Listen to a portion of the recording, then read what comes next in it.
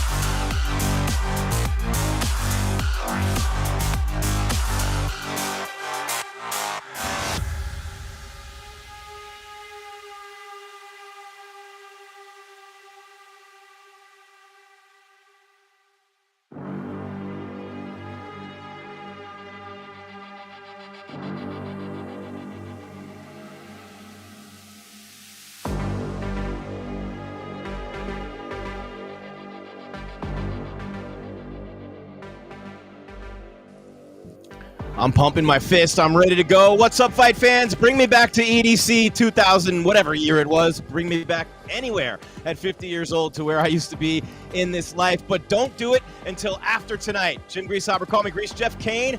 The Caniacs are in the building, and we are live on MMA Weekly for UFC 275. Glover Teixeira, the light heavyweight champ. Jiří Procházka, the challenger, the wrecking machine. Ready to do battle in Singapore. The co-main event, Valentina Shevchenko.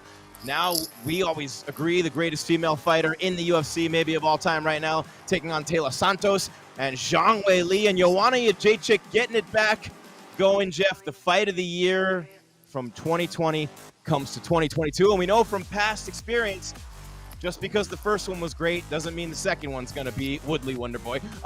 But we got some great fights tonight right here on MMA Weekly for UFC 275 in Singapore.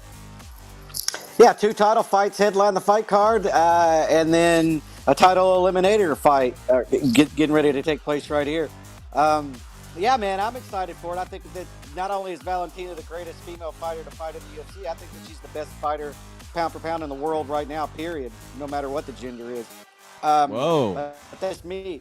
Whoa, Yeah, whoa. Hold on, timeout. If Kamaru had her skill set, he could go up.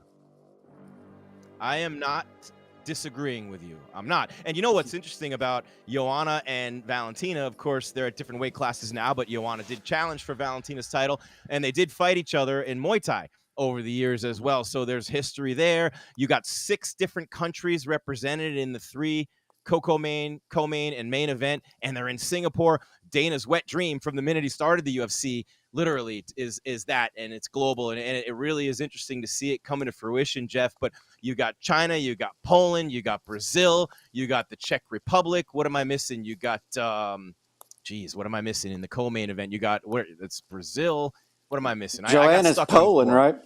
I got Poland, but I'm stuck a little bit on the co-main.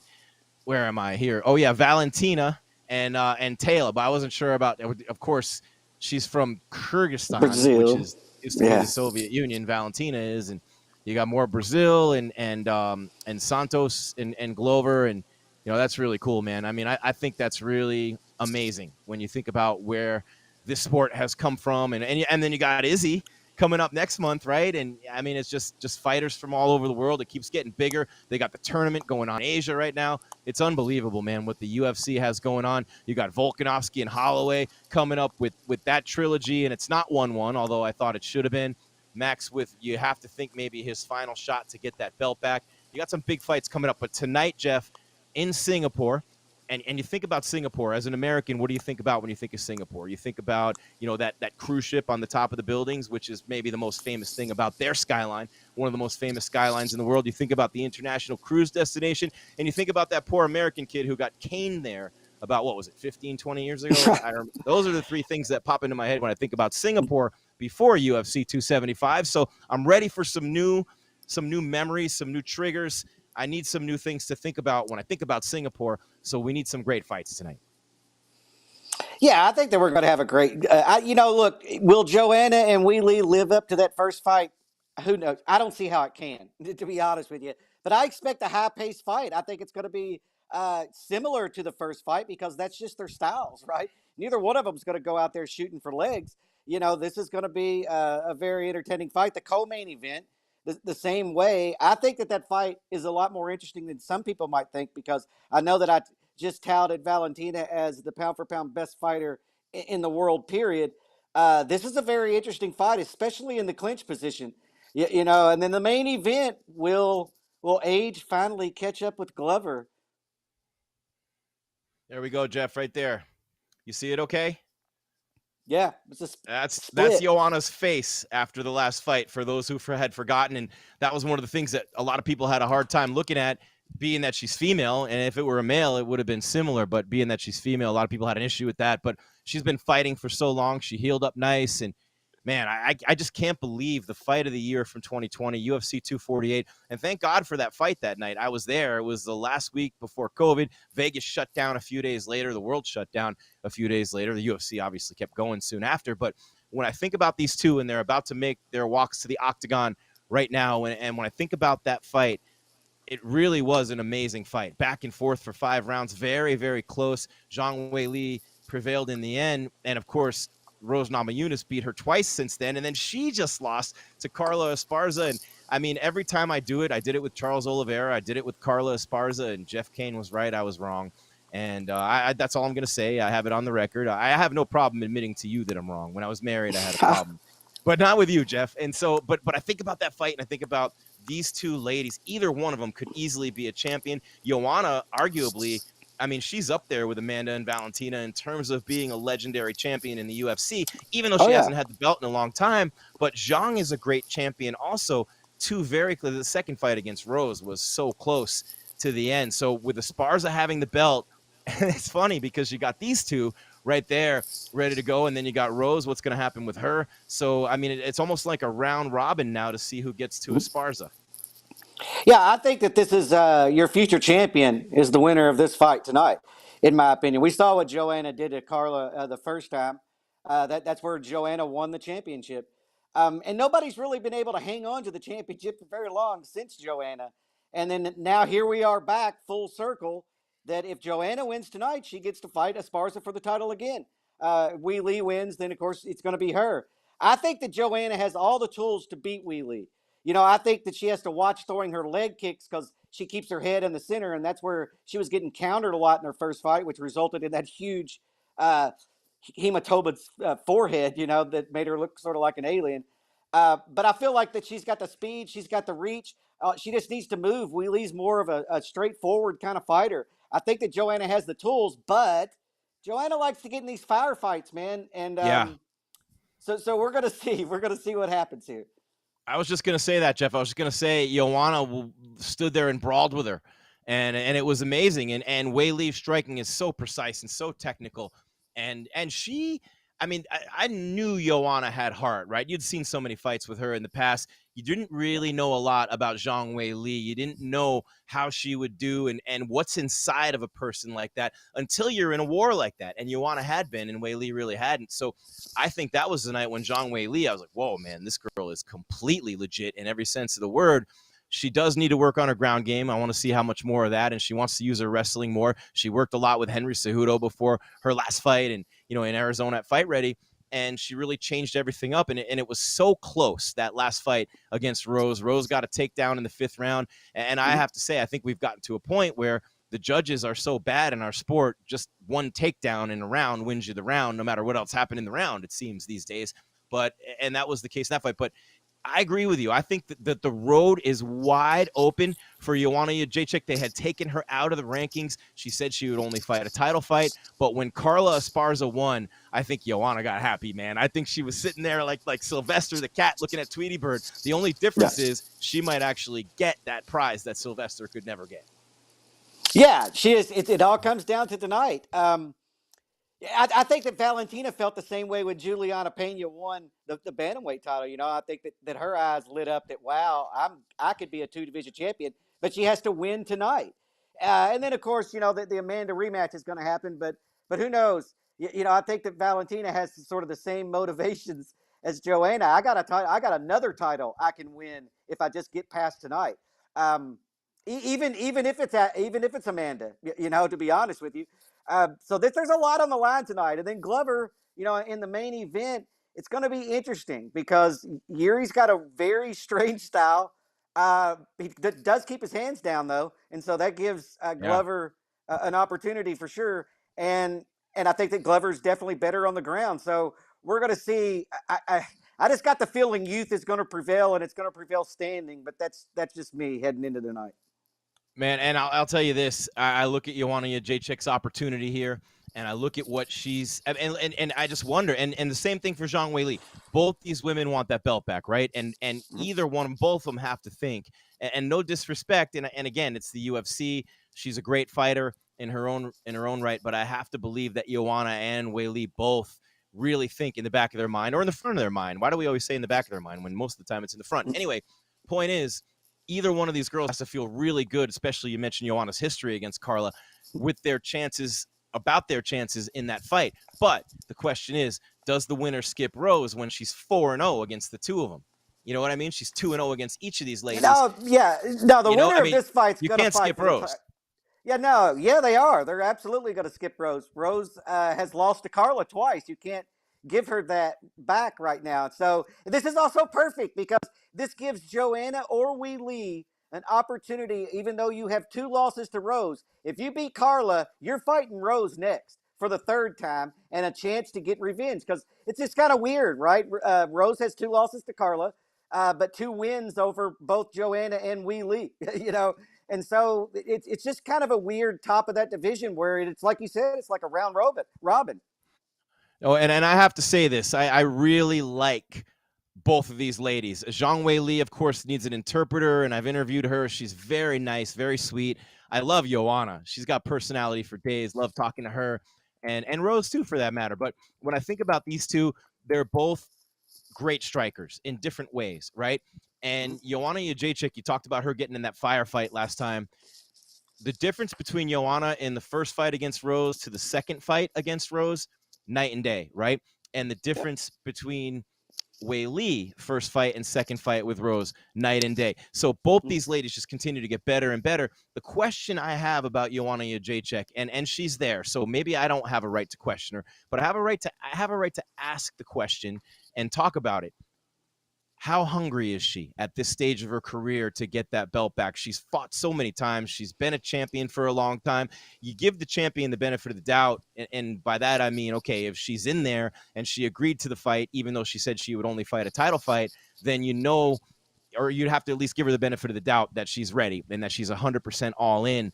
But I just wonder mentally, is she as hungry as a Zhang Weili is right now at this stage of her career? Is she as hungry? And I would answer that. My answer to my own question would be yes, but I think we still have to ask that question anyway.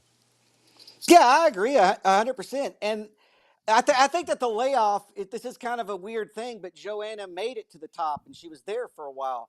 And those are the people that layoffs don't really affect all that much. In fact, they might need it. It's the long layoffs on your way up or on your way down that just absolutely destroy you. I think that the 2 years, maybe a little longer than I would have wanted, I feel like probably did Joanna some good. She got the division got out, and now here's in a title elimination bout, injury free, healed up from the last beating because she has not fought since the loss to Weili. And we're about to find out, Jim. We're about to find out.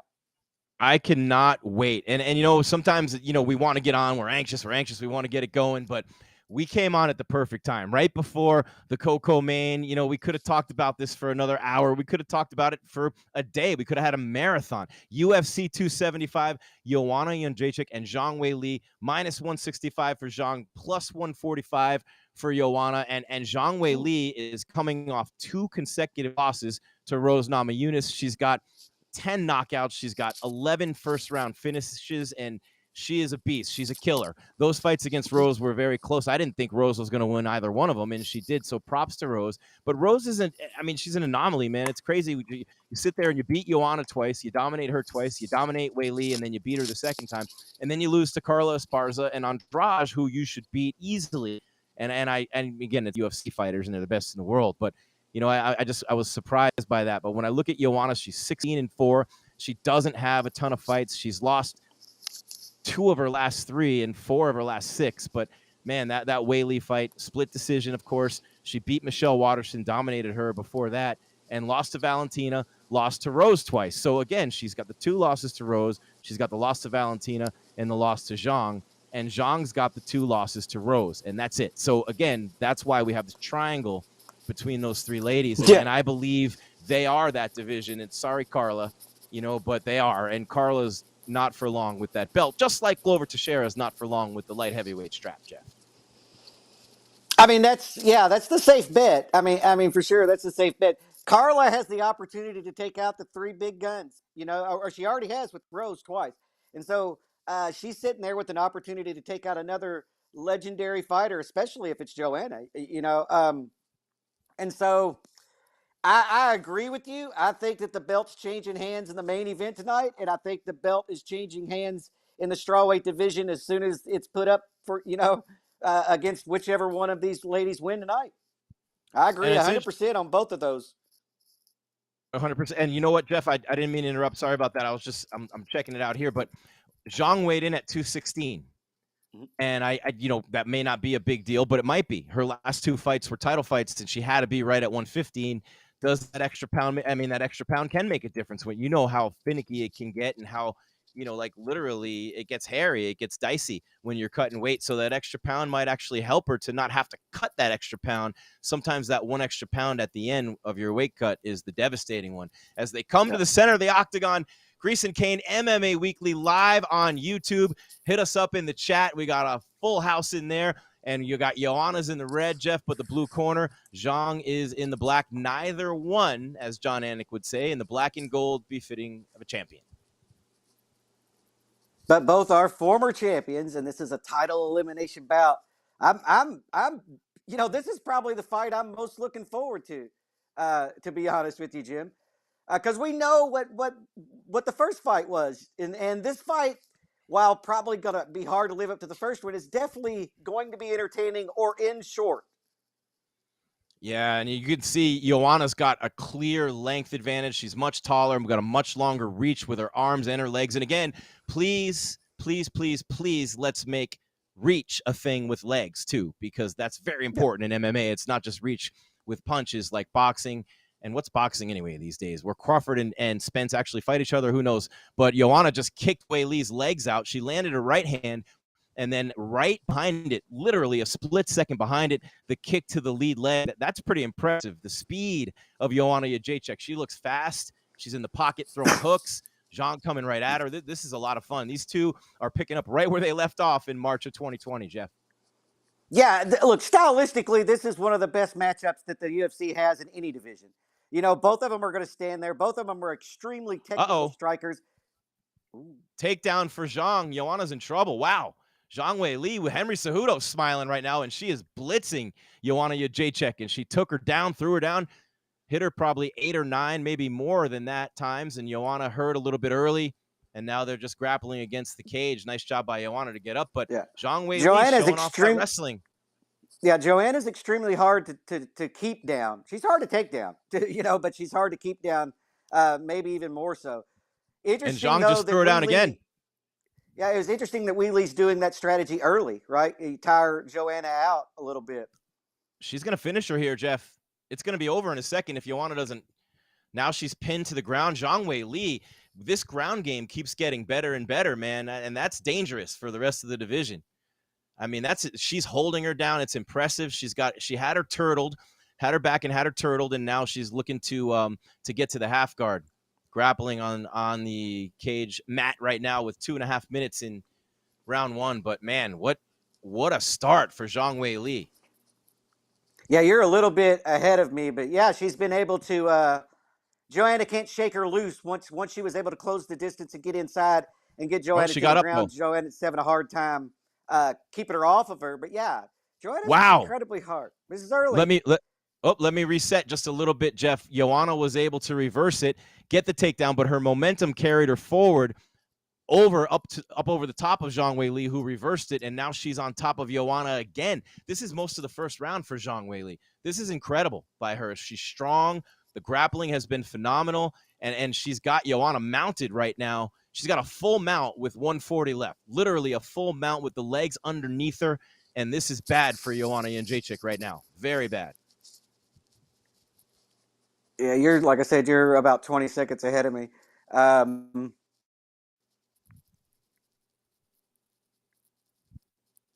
But yeah, look, I mean, we'll see what happens. I mean, it's early, and I'm not caught up to where you are, but yeah, it's an interesting strategy. Interesting strategy that mixed it up from the first fight for sure.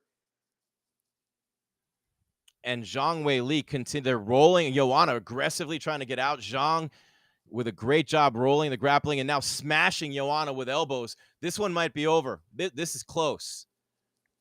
This is close. They're inside of a minute, but Joanna has absorbed a tremendous amount of punishment from Zhang Weili, who hits like a truck. And Joanna's up again. There's a champion right there. Wow. That's incredible. Yeah, I was going to say, the referee, I can't see him stopping this one early. Like, we know how much or how durable both women are. You know, not just Joanna, but Weili as well. And so I would expect them to take pretty good damage before a referee stepped in there.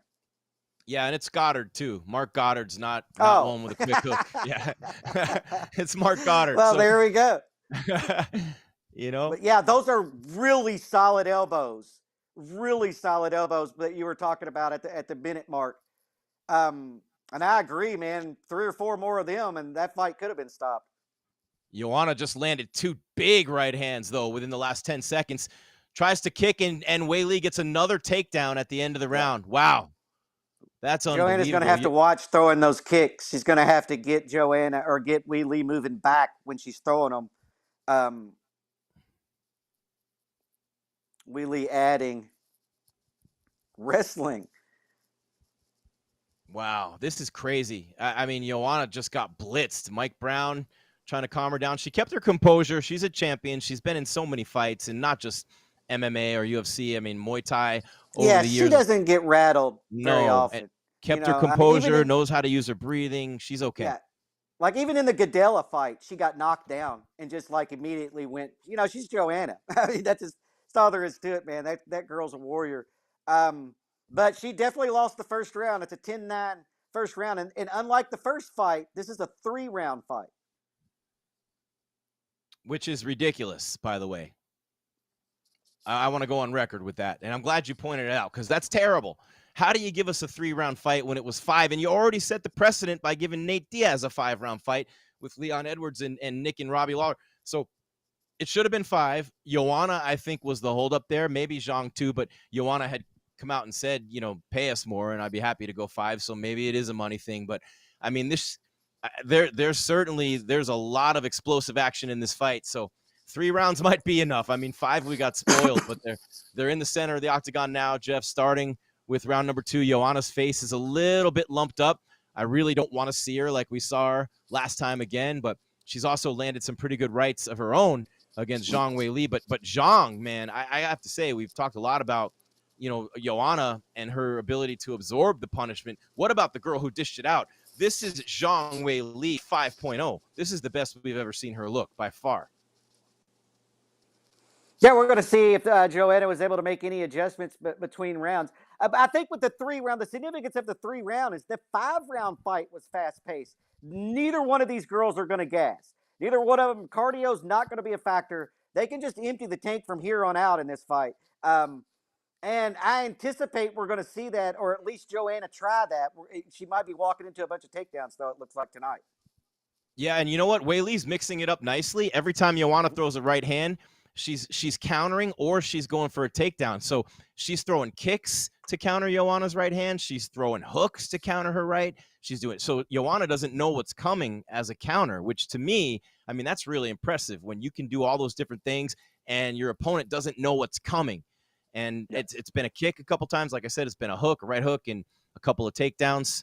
And Joanna getting in tight now, looking to throw some knees, and gets hit with an elbow by Zhang. So if Zhang wins the clinch, Joanna's done. Yeah. The clinch. What's so great about Weili striking is she throws 3 and 4 punch combinations. She's not in there doing a 1-2, where Joanna is mainly a 1-2, and then maybe she'll finish with a leg kick, but she's usually kind of a 1-2 fighter. Weili is not. She fires off 3-punch combination and ends in a leg kick.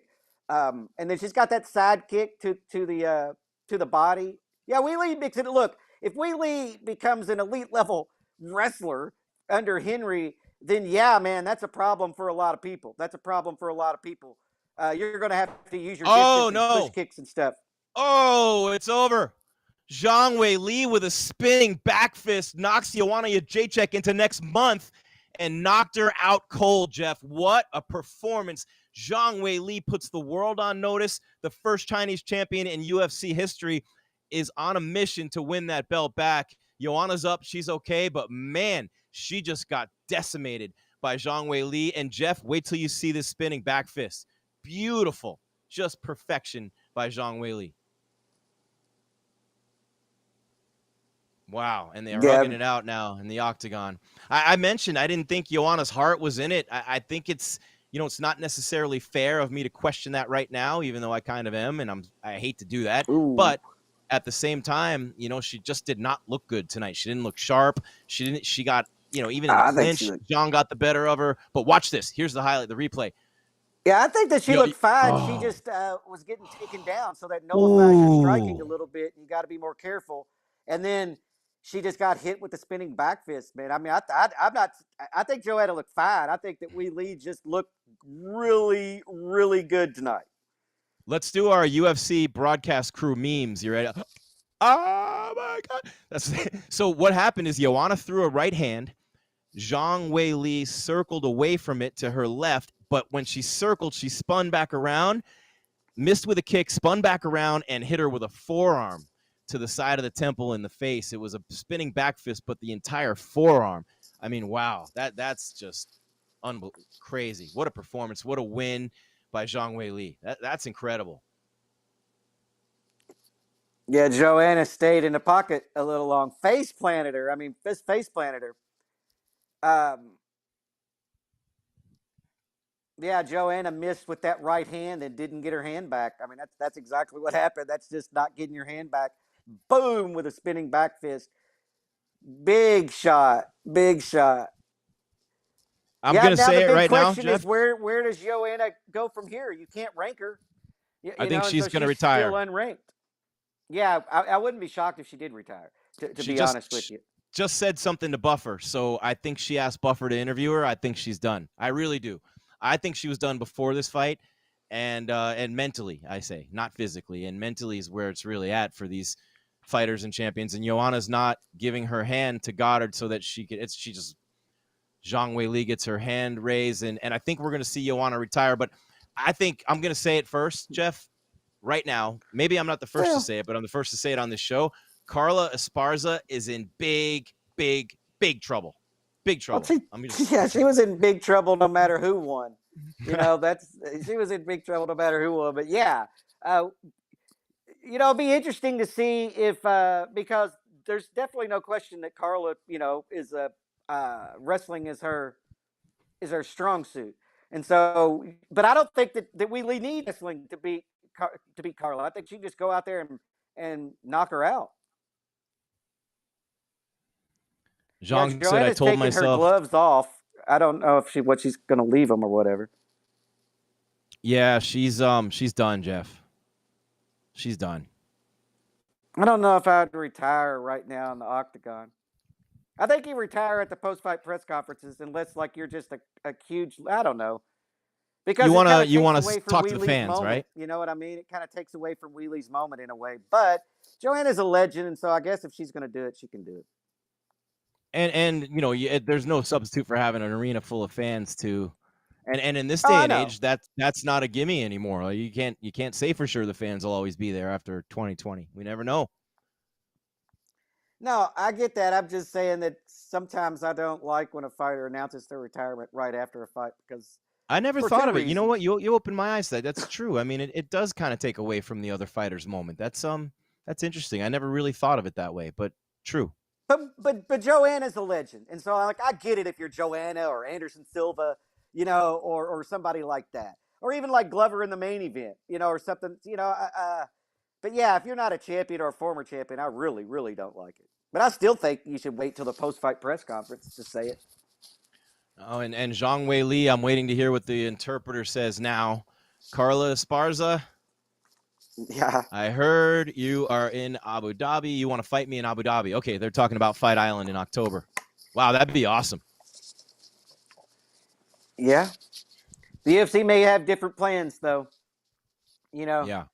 Might have different plans because I think that fight might sell better somewhere else. Shanghai, for example, or Beijing, Yeah. or Yeah. any of those. Yeah. So, or, I mean, Even Tokyo or something, and champions have fought on the road before. I mean, Rose fought Andrade in Brazil. It's more common than you would yeah. think. But I think the Well, it's champion about should get the home cage advantage. But that's yeah. just me. Well, I think that the UFC is going to go where they think they can make the most money and draw the most fans and have the most impact on building their brand. And so I don't know if Carla versus Weili will end up in Abu Dhabi. That's all I'm saying. She thanked Joanna, and now Joanna Jędrzejczyk, is she still there? Where is she? Because she went up to Buffer. Well, Buffer's out of the octagon Yeah, now. she's still there. DC.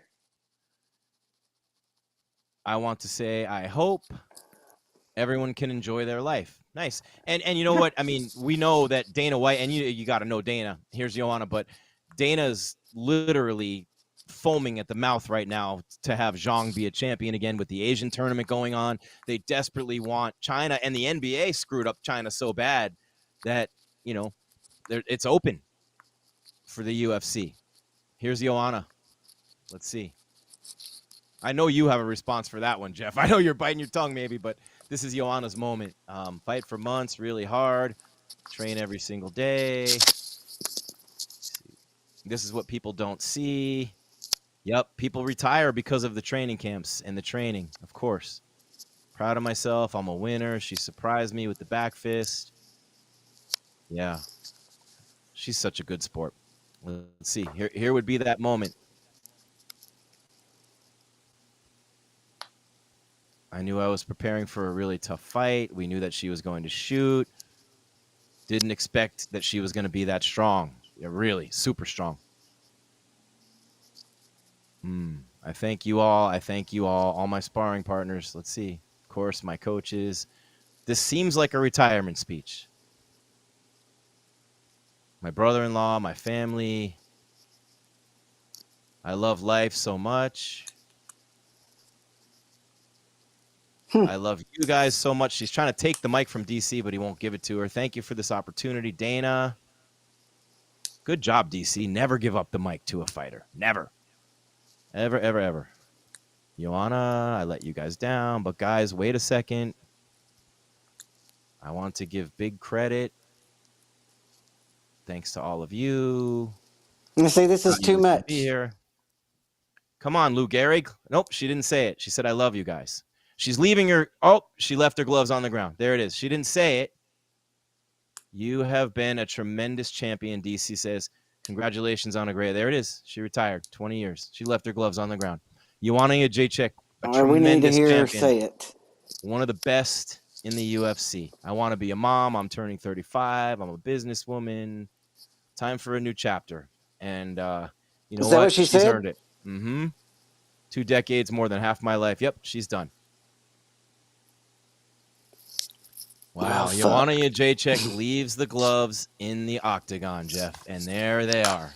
Wow, I'm getting the chills. I mean, there's no better sport. There's no better way to retire than to leave the gloves on the ground in the octagon. That beats every other sport, literally. Wow. I don't know, the wrestling shoes on the mat. Yeah, the wrestling shoes on the mat. Joanna Jędrzejczyk. Pretty... I didn't think I didn't think she was when she said she would only fight for a title and they took her out of the rankings. To me, that was her saying, you know what, I really don't need to fight anymore and I really don't want to fight anymore. And she took this fight, maybe another opportunity to get a belt. I don't want to say that she wasn't mentally into it, but I think she recognized right after the fight that she doesn't want to do this anymore. And, it's been a long career, long time, and one of the greatest fighters to ever grace the octagon and one of the greatest champions and one of the greatest people to ever walk through that cage door. Lays the gloves on the mat and exits cage left tonight. Does this mean no more bikini shots on Instagram? I highly doubt it. And I hope not. Am I going to get canceled for that? No, right? No. Just one more thing to fucking write up. She could have waited. She should have waited. Oh, there's Jeff. Jeff is like, another article to write. Oh, man. At this point, though, Jeff, I mean, literally, you can bang those things out in 2 seconds. Nah, because Joanna's had such a storied career, so it takes a minute for her. You know what I mean? Yeah. Because you got to kind of highlight the high moments, you know. And but yeah, props to her. Hopefully, she goes and gets the family she wants. And she's like, you know, an enormous star in her home country. You know, and that she does not need fighting. You know, period. And so yeah, props to her. Fighting's a tough game, man. I encourage anyone to get out of it if they can. She only lost twice by knockout or TKO, once to Rose and once to Weili. But Jeff, I mean, this is what happened. You're right. She took Weili's moment.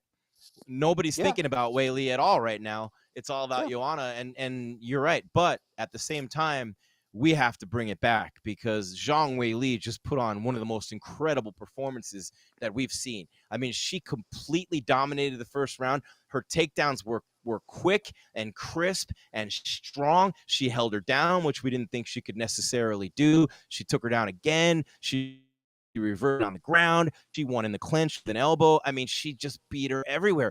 Zhang Weili was fantastic in this fight. I mean, fantastic. Beautiful, beautiful mixed martial arts display. She used every tool in her toolbox to get it done. Yeah, she looked impressive. I mean, and she earned a title fight. But yeah, I still say it's still hard to not think about Joanna's just retired. That's like I said. That's why I don't like that. But yeah, Weili looked complete tonight. You know, she was able to close the distance with strikes. She put together combinations. She had that side kick to the body, a front kick to the body. She was just landing hard leg kicks, and she was able to use those to close the distance. You know, and so yeah, she's a problem for a lot of people. You know, she's going to be a problem for everybody. I mean, if she's able to put it together like that, she's going to be a problem for everybody. And I don't care if your name is Rose or Carla or who. No, and she's the first Chinese champion, and we know how badly the UFC wants that part of the world. But regardless of where she's from, which country, which part of the world, man, unbelievable. And Jeff, just a quick side note, by the way, and this is something I just learned, so I want to show off the knowledge a little bit here. I try to tell my son, who's brilliant, brilliant all the time, and he's 20, but he never shuts up and listens because he wants everyone to know how smart he is all the time. And I say the smartest people listen because you can learn something everywhere. And I learned last week, Jeff, that Las Vegas has the second highest Ferris wheel, tallest Ferris wheel in the world, behind the link, right? I just saw the first one. Singapore, tallest. Huge. I didn't know giant Ferris wheel. They have a giant Ferris wheel, and they have it looks like a cruise ship on top of two buildings across the top. It's like you can have a starboard cabin and a penthouse at the same time. That's kind of weird.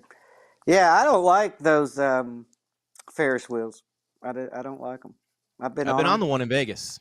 Yeah, I don't like them. I just don't like them. I don't know. I mean, I guess when you get on anything like that, it's kind of like, well, I hope I make it to the other side. But I don't like those damn things. Jeff. But my kid makes me get on them, you know.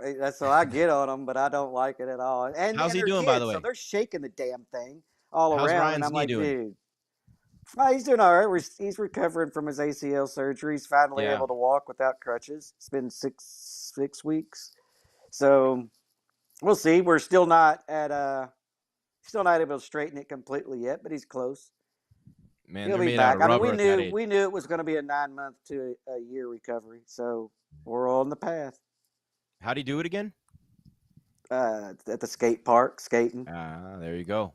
That'll do it. And you know, it's interesting too. They are made out of rubber at that age. They just regenerate. You could rip their arm off and it would grow back.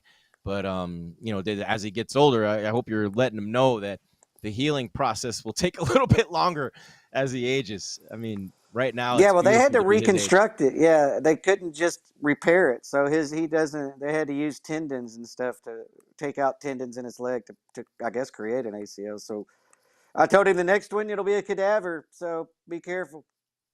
I was just going to say the cadaver tendons and, you know, Yeah. Interesting, man. This is crazy, and now it's almost, I hate to say it's anticlimactic. This co-main event. I thought Joanna and I mean, this is, is it another ho hum easy win for Valentina? Santos, you talked in the beginning of the show that you're saying this isn't a gimme for Valentina. You like Santos, No. right? So this is No, something that yeah. I think that Santos is got size, and in the Mhm. clinch, she is very dangerous, does damage.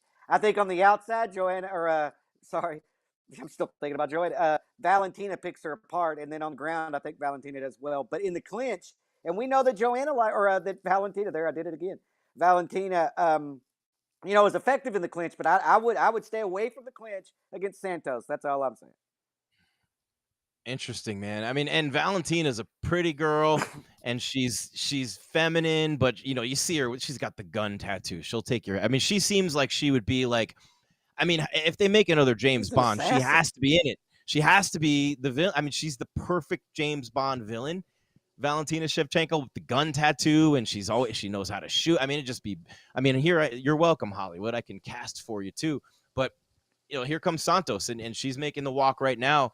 And you talk about how many fighters has Joanna fought? I mean, Joanna has Valentina fought. see who what who are Joanna did to also us, Jim? See she what did. Yep, she did. You're right. Now it's in my head. I But know, mine too. Valentina, how many of her title defenses have been against other Muay Thai fighters? That's an interesting matchup for her, right? I mean, she did beat Joanna for the title, and Joanna moving up.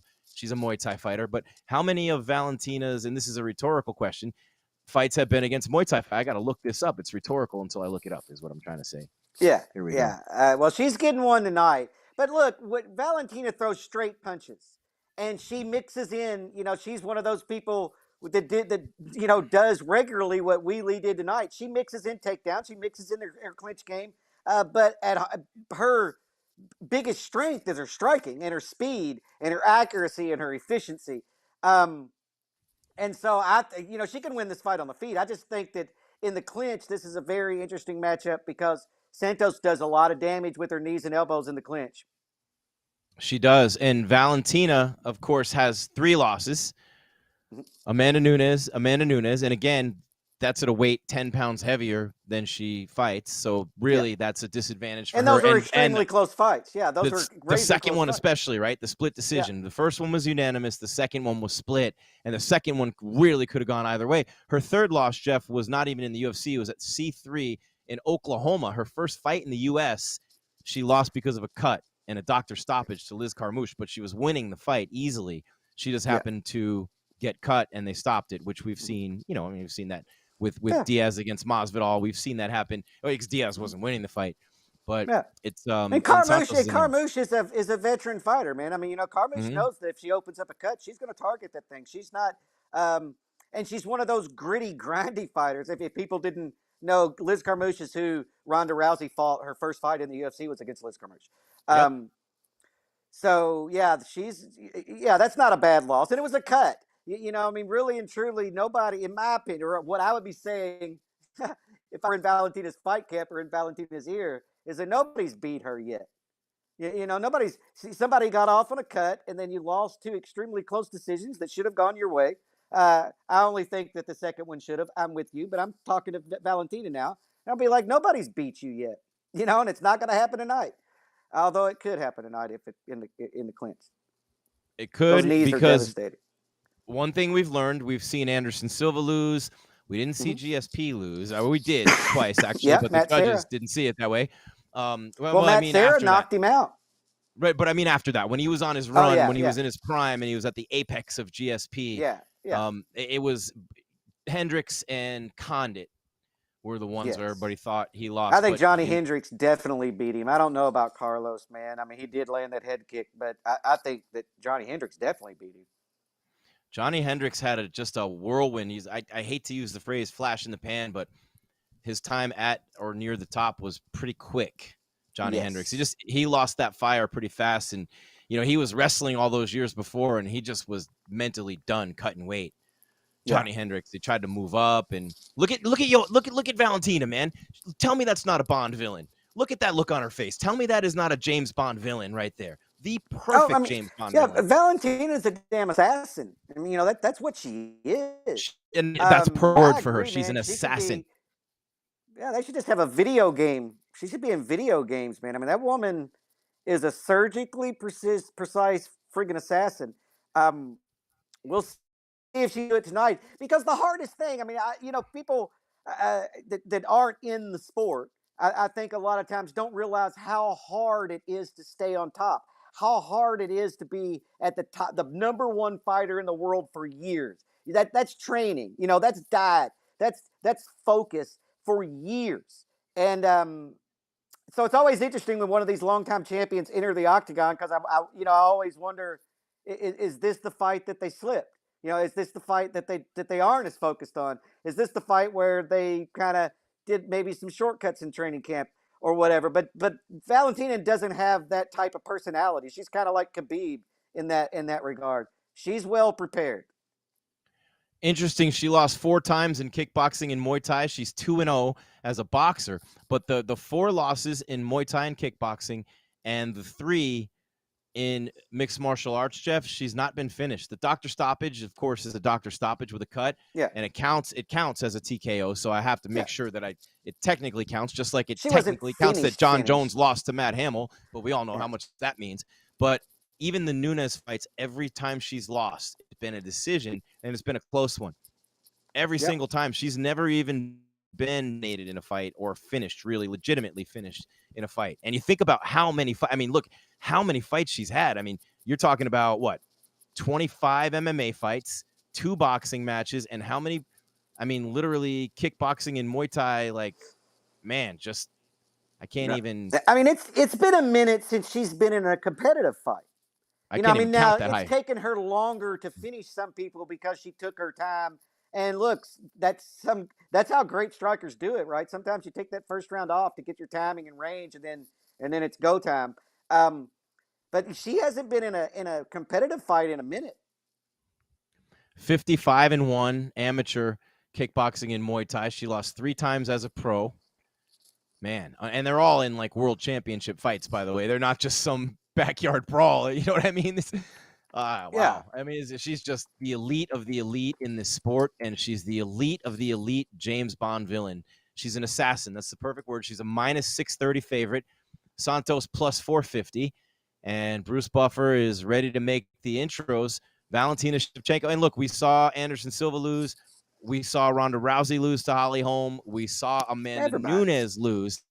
And look, we didn't think Amanda Nunes, we didn't think there was any chance Amanda Nunes was going to lose that fight. And now they're going to have the rematch coming up here soon. But interestingly enough, when you look at Valentina and Amanda, everybody put Amanda above Valentina because she beat her twice, and maybe rightfully so. But we talked about Santos that. has a little bit of a reach advantage. A half-inch height doesn't matter, or an inch height. But she has an inch and a half reach advantage. Who knows what's going to come? She's younger. I didn't realize she was just 28 years old. Wow, this girl has a future no matter what happens tonight, And for those of you who don't know who Santos is or don't know a lot about her, which is most people at this point, I mean, she hasn't been in the UFC for a super long time. She beat Stephanie Almeida on Dana White's Contender Series in August of 2018 and lost her first UFC fight on the Asuncao Marias 2 card in August of 2018, or rather February 2019. It was a split decision against Mara Romero Barella. But since then, she's ripped off wins, and they have been unanimous decisions, 3 in a row, and then a submission by rear naked choke over Molly McCann, Jillian Robertson, Roxanne Modafferi, and Joanna Wood. So she's had some pretty good wins, impressive wins, and she's moving up big time tonight. And I don't think she would be given a title shot. In fact, I'm fairly certain she wouldn't be if there were anybody else left to take it, because that's what's happening. I mean, Andrade moved up. I mean, fighters are moving up to try to do it, and who else did we just see move up to try to do it? And she lost her first fight to the Brazilian girl who just tried to move up. You know who I'm talking about. I can't remember right now. I mean, she's just beat everybody. I need some on it. Where's Joe? Now people. I need some on it. I mean, now people are leaving the division, Jim, and they're like, she's beating everybody, and you have people leaving the division. It's just hard. She's going to be fighting people outside the top 10 because she's beating everybody. Mm-hmm. Where are we here? Or she's going to go up, and that's what I think she's going to end up doing. Is she's going to go up and have 2 belts at the same time. Wow. Yeah, I mean, because no one from 115s. I mean, because Zhang 125 for her might be a bit of a stretch, right? Yep. And Joanna's gone, and Rose, she's skinny for 115. So I don't think it's going to happen. I don't think anybody's coming up. I think you're right. Valentina's going to go. Amanda's going to get the belt back, and we're going to see that trilogy. Yeah. Well, and even if Amanda doesn't get the belt back, if Pena wins, Valentina took Pena out in the first round. She submitted it when they fought. So there you get that storyline built in. And that's But southpaw we're about to stance. find out here. And she's just almost robotic. Yeah. Machine-like. Oh, yeah. Oh, yeah. Santos throwing heat, though, from the jump. Oh, yeah. She does, man. She has bad intentions.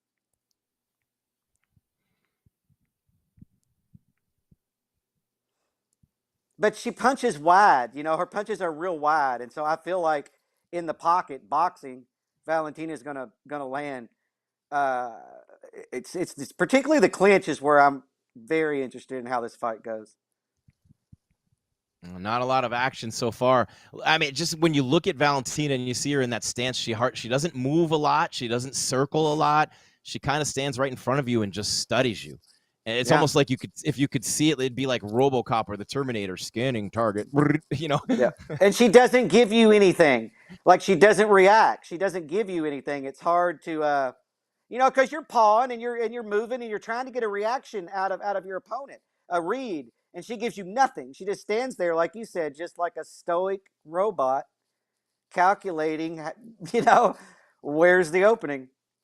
And Santos just bum rushed her, throwing combos. And I almost said Joanna again. Valentina, thank you, Joanna Jędrzejczyk, leaving the gloves in the octagon tonight, calling it a career. But Valentina's so tough in the clinch. She was against the cage and just reversed it and has Santos up there now. But she ducked under those punches and clenched up, which is what she wants to do anyway. So that's something that Santos rushing in, throwing that combo, a little bit reckless, and now it's in Valentina's wheelhouse, up against the cage, in the clinch, throwing knees, working her over. I call it tenderizing. She's tenderizing the thighs of Santos right now.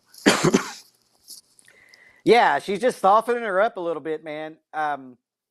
She's just got so many weapons. You know, and and she isn't afraid to use any of them at any given moment. You know, if she needs to, if a takedown presents itself, Valentina gets a takedown. You know, if it's a kick, she throws the kick. She does everything right. So against the cage and the clinch, that's where I was interested to see. You know, that was the one place where I felt like Santos might have success, and it doesn't look like in the first exchange in the clinch that she had much. No, and Valentina's throwing the counter shoulder at her a little bit now, the knees to the inside of the thighs, and you, I mean, if you've never been kneed on the inside of the thigh before, be thankful. And Santos pushes forward and actually takes her down, chest to chest. Now she's got Valentina's back, and this is where Santos is dangerous with the jiu-jitsu. She's looking for a rear naked. She's got it. Oh, boy. Valentina's she might be in a little bit of trouble here. Out of nowhere. Santos just pushed off the cage with her foot and chest to chest, just brute strength, landed on top of Valentina, rolled it around, and now she's got her back. And Valentina at 120, she's in big trouble. She's got the body triangle locked in. Oh, wow. This is crazy. I mean, I'm looking at how she got that takedown here.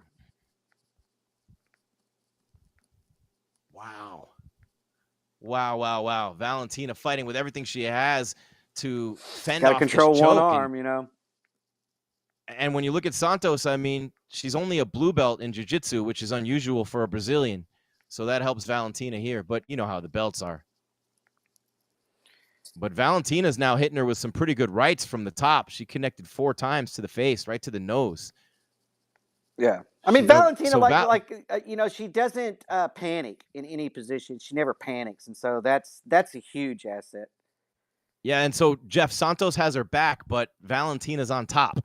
Santos is laying with her back on the mat and has Valentina with the triangle locked in, looking for the choke. And so it's a little unique there, but it's there's 20 seconds left in the round, and it looks like Valentina's going to fight this off. But wow, what a scare. What a scare for Shevchenko in round one. Yeah.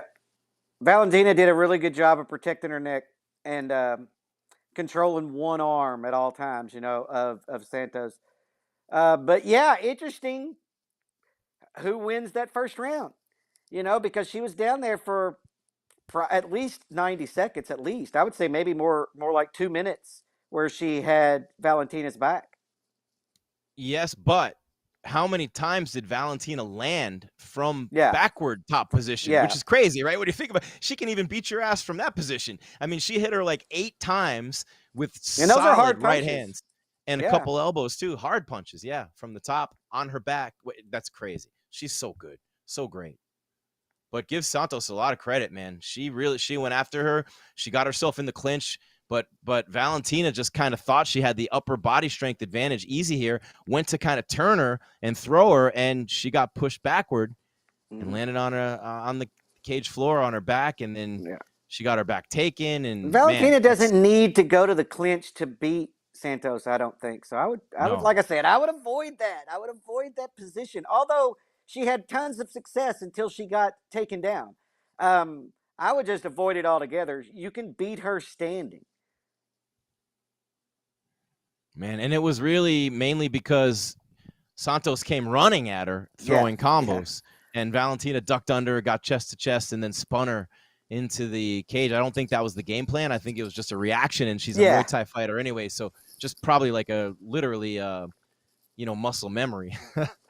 Yeah, exactly. It was easy. You tie her up, press her through the cage, and land knees and elbows, and then those shoulder strikes. It wasn't until she tried to disengage. I don't know what Valentina was doing, but she ended up getting taken down. Now back against the cage, and Santos reverses the clinch and goes for the takedown. Valentina threw a couple of kicks. I was just going to mention to you, Jeff, what do you think? I think Valentina needs to throw more kicks. Her kicks are devastating, and those spinning kicks and head kicks. She's won fights by TKO with those kicks, and I saw a couple. I just feel like she needs to turn into a counter striker.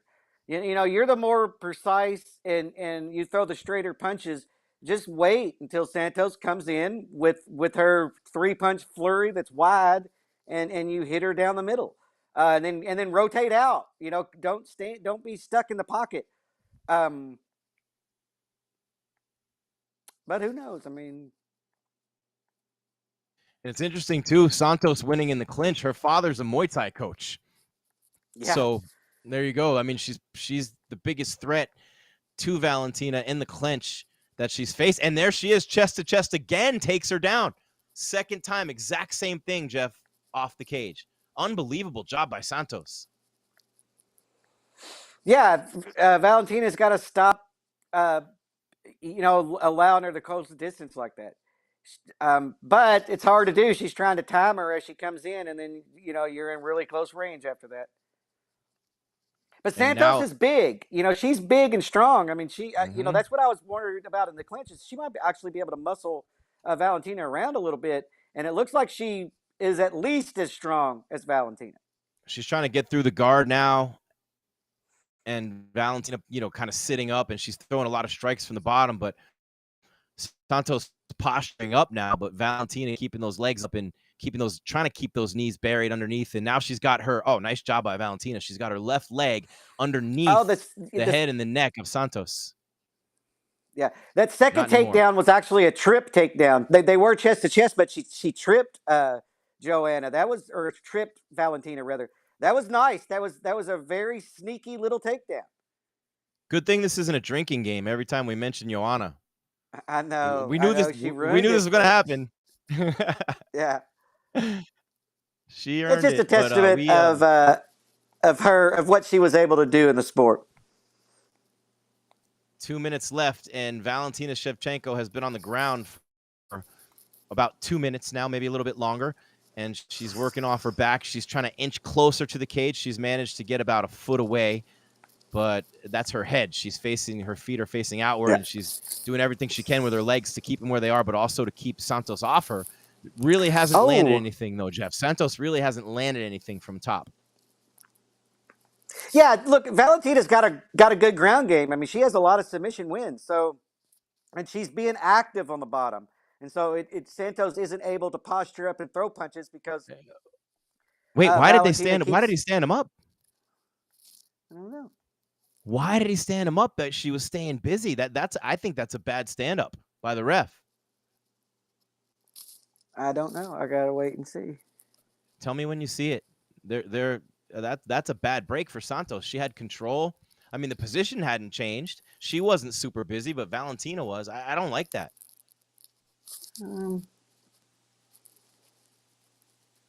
Oh, Valentina with a nice, that's a nice takedown by Valentina. The headlock and the throw, but trying to reverse it is Santos. She is strong. Man, she's on top. Santos is strong. Wow. So strong, Jeff. That was incredible to reverse it with the grappling. She is a bull, a bear, whatever you want to call it. Strong. Yeah, I mean, I agree that stand up was early. I've seen worse stand ups, but I agree that stand up was early. That was an early stand up. For a couple of reasons, I felt that Santos was busy enough, and I felt like Valentina had scooted almost to the cage. She had almost gotten to where she wanted to be anyway, to use the cage to stand up, and so I felt like that kind of took away what both ladies were trying to do right there. So these are very tough rounds to score. This one looks a little bit more like a Santos round than a Valentina, but Valentina had done a lot early in the first round. But again, Santos didn't land anything from the top, and Valentina landed a lot from the bottom, but there were multiple takedowns. So how do you, and there's control, against the cage. So how do you score? How do you score those rounds if Valentina is actually the one landing from the bottom, but Santos is scoring the takedowns? I mean, how does Singapore? How does Singapore? I don't know who the judges are. I did not look before. I don't know who the judges are, and so that makes me nervous a little bit. I don't know. I think the first round was really hard to score too because Santos didn't get the takedown until right. There was 2 minutes remaining or less, and this one has been more of a back and forth round. Yeah, I don't know who won either of those rounds, to be honest with you. Good scrambles. I'd say 1-1. Valentina's active on the bottom, but she's got to do something different. I think it's 1-1. And it's a 5-rounder. That takedown. It's a little sneaky. She just wraps her leg around and trips Valentina to the ground. It's a sneaky little. I like it. Something with Valentina's mouthpiece. Does she not have a mouthpiece in? I don't think Valentina has a mouthpiece in. Yeah, she doesn't. And Santos pointing it out. She didn't have a mouthpiece in. Oh, Santos didn't have a mouthpiece in. That's interesting. Wow. That's horrible cornering. That's unless cornering. she's fatigued, and it's smart as hell, right? Right. Well, dirty, but smart. Dirty. Yes, bad cornering or amazing cornering, one or the other. Yeah, one of the two. It was either bad cornering or some shady shit. Yeah. That's a good point, Jeff. It's not Greg Hardy's inhaler, but it's not... Yeah, not quite that. Yeah, God, there's crazy things have happened in this sport when you sit back and think about all the nuttiness. I forgot about that damn inhaler. I'm waiting for a foreign object in the trunks. Yeah. Oh, right. Hold on. You can't. Hold on. I have a huge problem. You can't. Your fighter just can't call timeout. She came out and started the round without a mouthpiece. And then she says, "Oh, timeout. I don't have a mouthpiece." Well, tough shit. The next break in action will stop the action. I don't know about that, dude. I don't know. They weren't really shady. Engaged. They weren't really engaged. But still, I don't like that. Is that Herzog? Who's that reffing? I think that's Herzog, right? Yeah, and that's so rare. I'm not even criticizing the referee for allowing the stoppage because as long as there's a break in action, then you pick up the mouthpiece if it got knocked out or whatever. So I don't have a problem with that. But I felt like that was kind of weird. Yeah, it's Jason Herzog. He's a good ref too. And Valentina now chest to chest with the inside trip. Valentina got the inside trip, but right back up is Santos.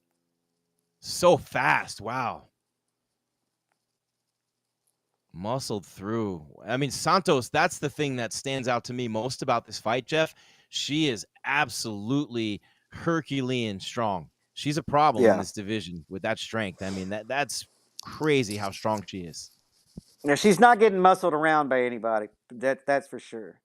I mean, Valentina Valentina's going landed to a have good to finesse this combination. one. What do you think? Yeah, I I think mean, I said Valentina's that going to have to. this was a tougher fight than people were giving credit for. I think on the outside, Valentina's doing what I expect her to do. It's whenever it gets to the clinch position, everything goes out the window. And she's the Yeah. one engaging into the clinch, but she got the takedown that time. But you know what I mean? The last two clinches, Valentina's the one that's engaged them, and that's where she's losing. I'm not saying she's losing this fight, but that's where she's having the least success. But now Santos has her, just literally bowled her over and pushed her into the cage, and now she's got her against the cage again. She's got that shoulder under the right armpit, the left shoulder into the armpit of Valentina, and now around it to the back. She's in a great position to get a throw here, or maybe an inside trip and another takedown with a little under 2 minutes left in the round. And remember, Valentina hit a lot of knees early. She's landed a bunch of strikes, Yeah, both she's in landed some stand-up. combinations. Yeah. And there's another takedown. And now she's got the back again. Santos takes her down. It was, again, an inside trip, chest to chest, and throws her down. And now you've got Shevchenko trying to reverse it. Wow, look at this position. You got her working for a choke. You've got Valentina trying to get out of it. She's turtled up. Oh, she's in trouble. Wow, this is crazy. This is unbelievable by Santos. 1:20 left, and Valentina's face down, turtled, trying to defend another choke with the triangle in, and Santos all over her back. Well, she just can't get flattened out in that position. So she's being smart, staying turtled up. Don't get flattened out. And just ride the round out, I guess. Ooh, a minute left though. She's got it in. She's got the choke in. She's got it locked, but Valentina's chin is in there. This might be over. She's so strong. Oh my God. We might be seeing more history here, Jeff Cain. We might be seeing more history. 45 seconds left in round number 3, out? and Valentina Shevchenko is in big, big, big trouble against Taila Santos. Let's see. I'm behind. She fought it off. She got the arm off. Wow, Valentina's a G. 30 seconds. Yeah, you just got to do two hands on one. I mean, that's the rule. 2 hands on one. That's what she's doing. Wow, she's going to survive. Have we seen Valentina? I mean, I don't want to say dominated, but controlled like this, pushed like that. I don't think not even Amanda. No one has really done this to Valentina. No, I don't think that anybody's been that close to submitting her. That what I mean. I mean, we've seen her taken down. We've seen her in bad spots. But I mean, that choke is pretty close. I mean, she does a good job in keeping her chin under it, and she and pulled the arm down and controlled that afterwards. Valentina's Valentina, and she turns into the choke. She did everything right, but man, she was in a bad position. That was a bad position.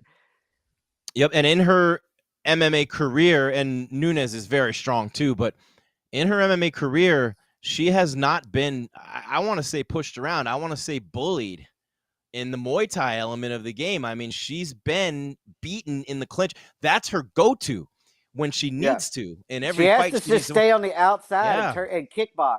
She's winning the kickboxing exchanges. It's just that she closes the distance, and then Valentina, out of habit, clinches, or that's just what she's used to, and she's always had success with it. Except that's where things come unraveled. She's got to circle away and not clinch when they get close. So Taylor's corner, interesting, said Santos' corner said she's done, she's finished. Go for the rear naked choke. She said she's dead. And there's a big shiner and a big cut on the right eye of Santos that Valentina opened up from the bottom. I wouldn't say Valentina doesn't look dead tired to me. No, she's not dead tired, but she is getting closer with the rear naked choke. Like in the first round, she just had her back. She never really got to lock in the choke. That time she had her back, and both times she got the body triangle in and was able to control Valentina, except that time she got the choke real close. She just couldn't get it under the chin. No, and then in the live odds, Jeff, and remember, Valentina was minus 630. The live odds are minus 115 apiece. That's how much Santos has done. And I think she's up 2 rounds to 1, but she's got a big mouse on that right eye and a big cut. And Valentina's going to work on it. I wouldn't be shocked if she's up 3 rounds to none, to be honest with you. I wouldn't be shocked. I don't think there's any way she won round 1. At least. I'm going to be right back, Jim. I've got to run to the men's room. What happened here? Valentina's got something with her trunks. Sorry, Jeff. What's going on here? What is this? The swelling on the right eye of Santos is going to be a problem. What happened here? She missed with a right. Valentina came forward and missed with a right of her own. Oh, they butted heads. Oh, an accidental headbutt underneath the eye of Santos, which was already pretty much swollen shut with a giant cut on the eyelid. That eye is a major, major issue for Santos right now. And Valentina knows it. She's a lefty, standing southpaw, just firing bombs and now head kicks at that left eye. I mean, that's something Valentina's going to go to work on it. You know for sure she's throwing inside leg kicks to that lead leg, trying to take the power away, trying to keep her away from her. But Santos, again, she wants to get chest to chest and push Valentina against the cage. She's done that in every round so far, winning that exchange in the grappling, not the grappling, in the clinch rather, and then the takedowns, and then winning the exchanges after that in the grappling. And like Jeff said, getting closer with the rear naked chokes. I have it 2-1 Santos, although the second round could have gone either way. Sometimes the 3 blind mice, you'd have the first round for Santos, but I don't think there's any way with all the knees Valentina landed and all the big strikes. Remember, just because Santos is on top and scoring takedowns doesn't mean that Valentina's not outlanding her. She landed a lot of shots from the bottom or even from the top when she was on her back on top of Santos when Santos was working for the rear naked choke in round 2. Valentina hit her with a lot of right hands from that spot. Valentina loves that little spring off the right foot, jump a little bit forward with that punch, that Superman punch with the left hand, and a little under 3 minutes left in this round. And this is the most serious threat we've seen to Valentina's title reign at 125. Again, at 135, she had very close fights against Amanda Nunes that she lost. But this is a fight where she's been physically outperformed and dominated in many ways, physically, strength-wise. Jeff's back. So, but Valentina, Jeff, I mean, Santos can't see it all out of that right eye. And there was an incidental headbutt right as you were leaving that completely worsened it. Shut it. And now Valentina is really going after that left eye.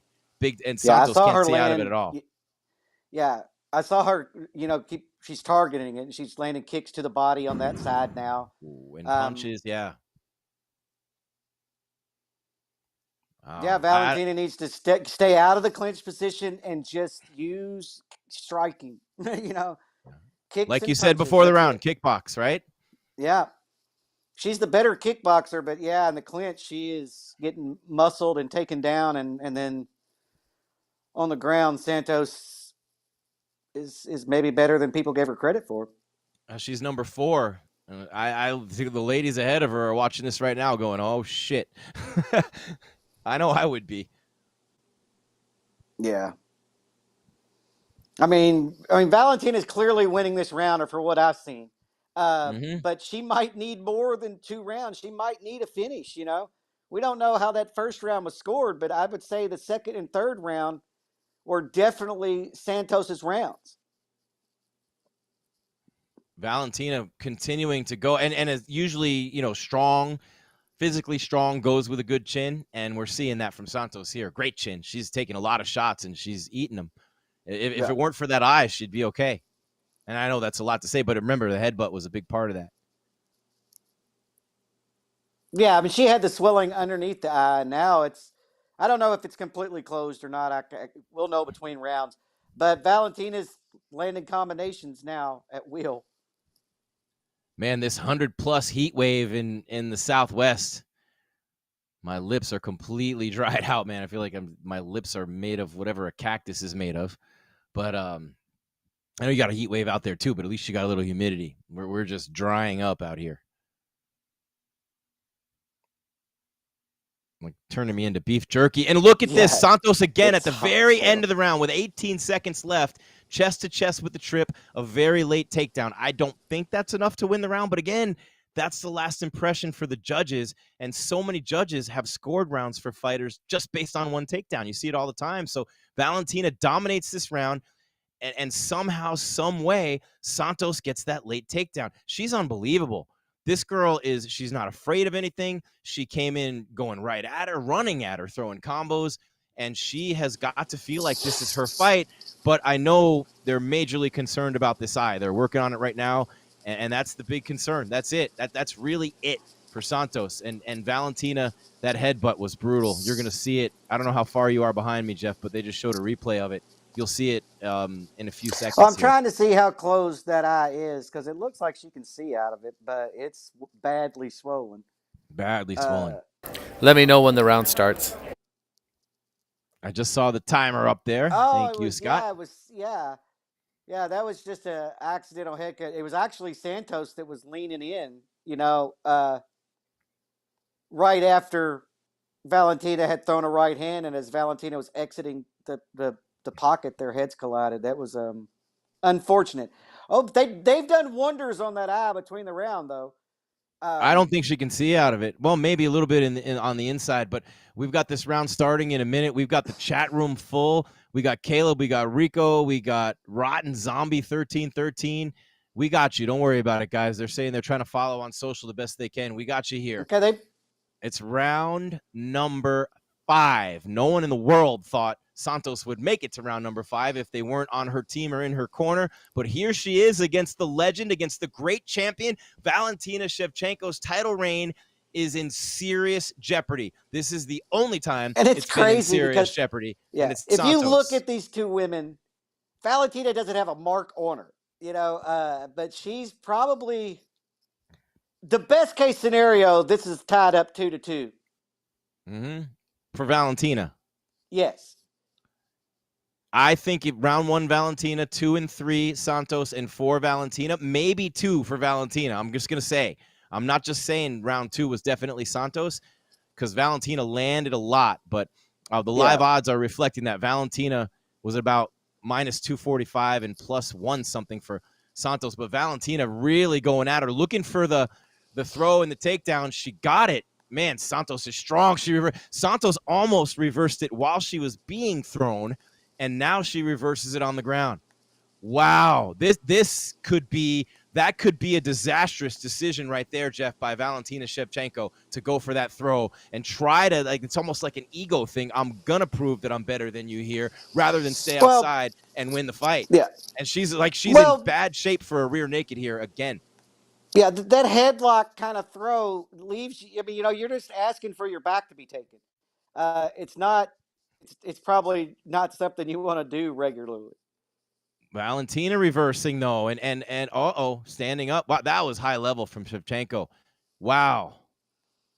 Oh man, she got up. That I didn't think that was happening. She better not try that crap again. I don't think she should. She needs I to would stay keep outside this kickbox. at distance. Yeah, keep this at distance. Kick, and punch.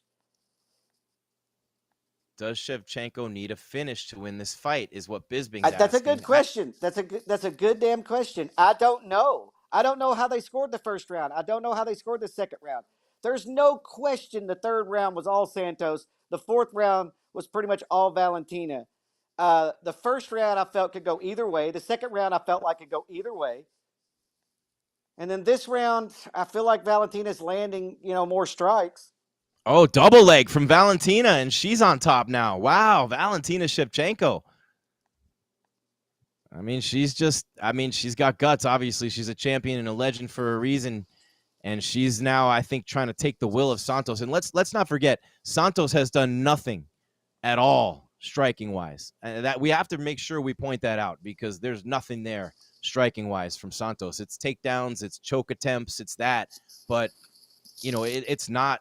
She has not done anything against Valentina in the striking department. Yeah, that's the way the fight's played out. Is Valentina has won the striking exchanges when the fight's at distance. Overwhelmingly. When they clinch, Santos takes Valentina down, takes her back, and has been able to ride out rounds that way, and nearly got a choke in. But right now, Valentina's in top position, or on my screen, and she's in half guard. I wish the webpage was the same as the phone app for ESPN Plus, where they had the live stats with the strikes landed and thrown. But under a minute 30, Jeff, in round 5, Valentina Shevchenko, the champion, the win streak, everything with her in jeopardy right now from Santos coming out of nowhere and just using that brute strength against Valentina to dominate in the clinch, to dominate the grappling. But right now, Valentina took her down with 2 minutes and 30 seconds left. She's still in that same position. She's peppering the body with lefts right now, and Santos desperately trying to get up, under a minute left. But this is probably the one position where she cannot use that strength to get up. Valentina's got the shoulder dug right in under her chin. She's got her butt way up in the air with her feet down and planted. It's a very tough spot for Santos now, and she can't do anything to get out of this with 40 seconds left. It appears. And now Valentina's in half guard. Yeah, it appears that this is the way out. this round is going to end unless somebody makes a crazy mistake here. Santos got her leg back, though, so she's not in half guard. But it's still 20 seconds left. And there's not enough. She's trying an arm triangle. Oh, Santos. Oh, Valentina got out. That was close. Oh, man. Wow. Okay, so Valentina won this round. I'm saying 3-2 Valentina as far as the rounds go. I'm saying 48-47. What a fight. What a representation of herself for Santos, too.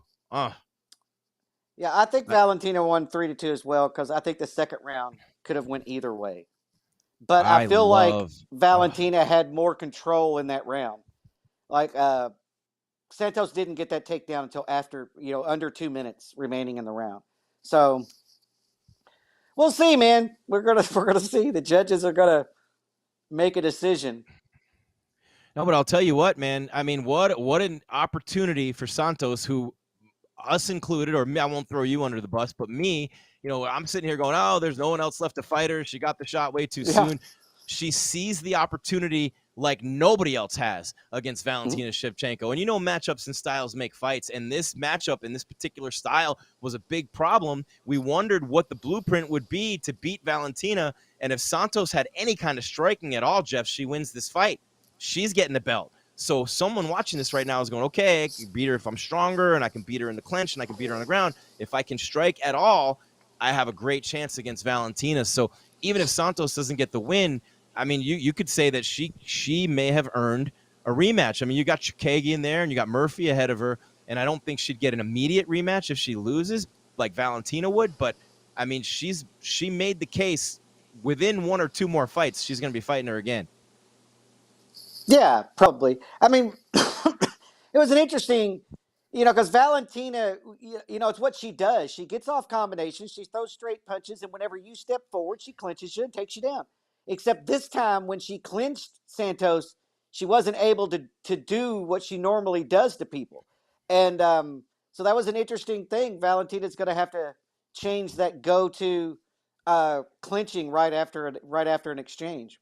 I always find it interesting when the female decision is brought to you by Manscaped, but Buffer is reading the scorecards now. All right, 48-47 Shevchenko, so you know what's coming next. 48-47 Santos, Jeff. Come on. Valentina, 48-47. Your winner, and still 49-46. Ooh. Well, like I said, it could go that way. Like if you scored the first 2 rounds or one of the first 2 rounds, or you'd have to score both of them for Valentina, which isn't crazy. It isn't crazy. Those were both really close rounds, but if you gave Santos 1 round, it would have been 3, right? Oh, 100%. There's no question 100%. she won round 3. Well, no question. She won round 3. So I remember I said round 2 was not a gimme for Santos. 2 of the judges gave it to her, but one of them gave it to Valentina. Yeah, and that was the biggest difference in the fight. She didn't take Valentina down until under 2 minutes to go in the second round. And so it really kind of depended on the weight you put in to the first 3 minutes versus the last 2. 2 judges felt like Santos did enough. 1 judge felt like Valentina. Like I said, in those first 2 rounds, we kind of expected maybe a split judging on those 2 rounds. Valentina Or said I it took did. 30 hours for her to get there. First thing out of her mouth saying it took 30 hours for her to travel there. She said she left her heart in the octagon. It's a championship fight. I tell you, fans of mixed martial arts, I left my heart in there. Of course she did. Was there anything that surprised you? Good question, DC. DC is getting really good. Yeah. Fantastic. I like DC. What a Yeah, there nice was a guy. lot that surprised me. Good dude. You know? But how about Valentina? The mindset of a champion to be dominated against the cage, to be dominated in the grappling element and in the clinch, and to have the guts to go for that takedown, to double leg her with 2.5 minutes left in a championship fight. I mean, you have to take risks to be that great. And she did it twice. Remember, the first one didn't work out. She tried the throw and it got reversed. The double leg didn't. And that's just unbelievable for her to have that confidence, even though she wasn't winning in that area of the fight, to have that confidence and that mindset that she's going to get it done no matter what, to go for that double leg and finish the fight on top. That's where champions are champions and legends are legends. And you give her all the credit in the world for doing that, because that's how she won this fight. That's how she won this fight, because if she didn't do that, if she hadn't done that, who knows what would have happened. And Santos could have found a way to steal that round. Yeah, look, most importantly, we haven't seen Valentina push like that in a long time. You know, that was that's the best fight anybody's given Valentina since probably Amanda Nunes. And so, yeah, man, that was great. Valentina, you know, narrowly got out of there with her. I felt like she won the fight. Don't get me wrong, but she didn't win the fight like we usually see Valentina win the fight. That was a close fight. And maybe if it were somewhere else, judges would have scored that differently, you know? So Amanda beat her by unanimous decision and by split. And so Valentina wins this one by split.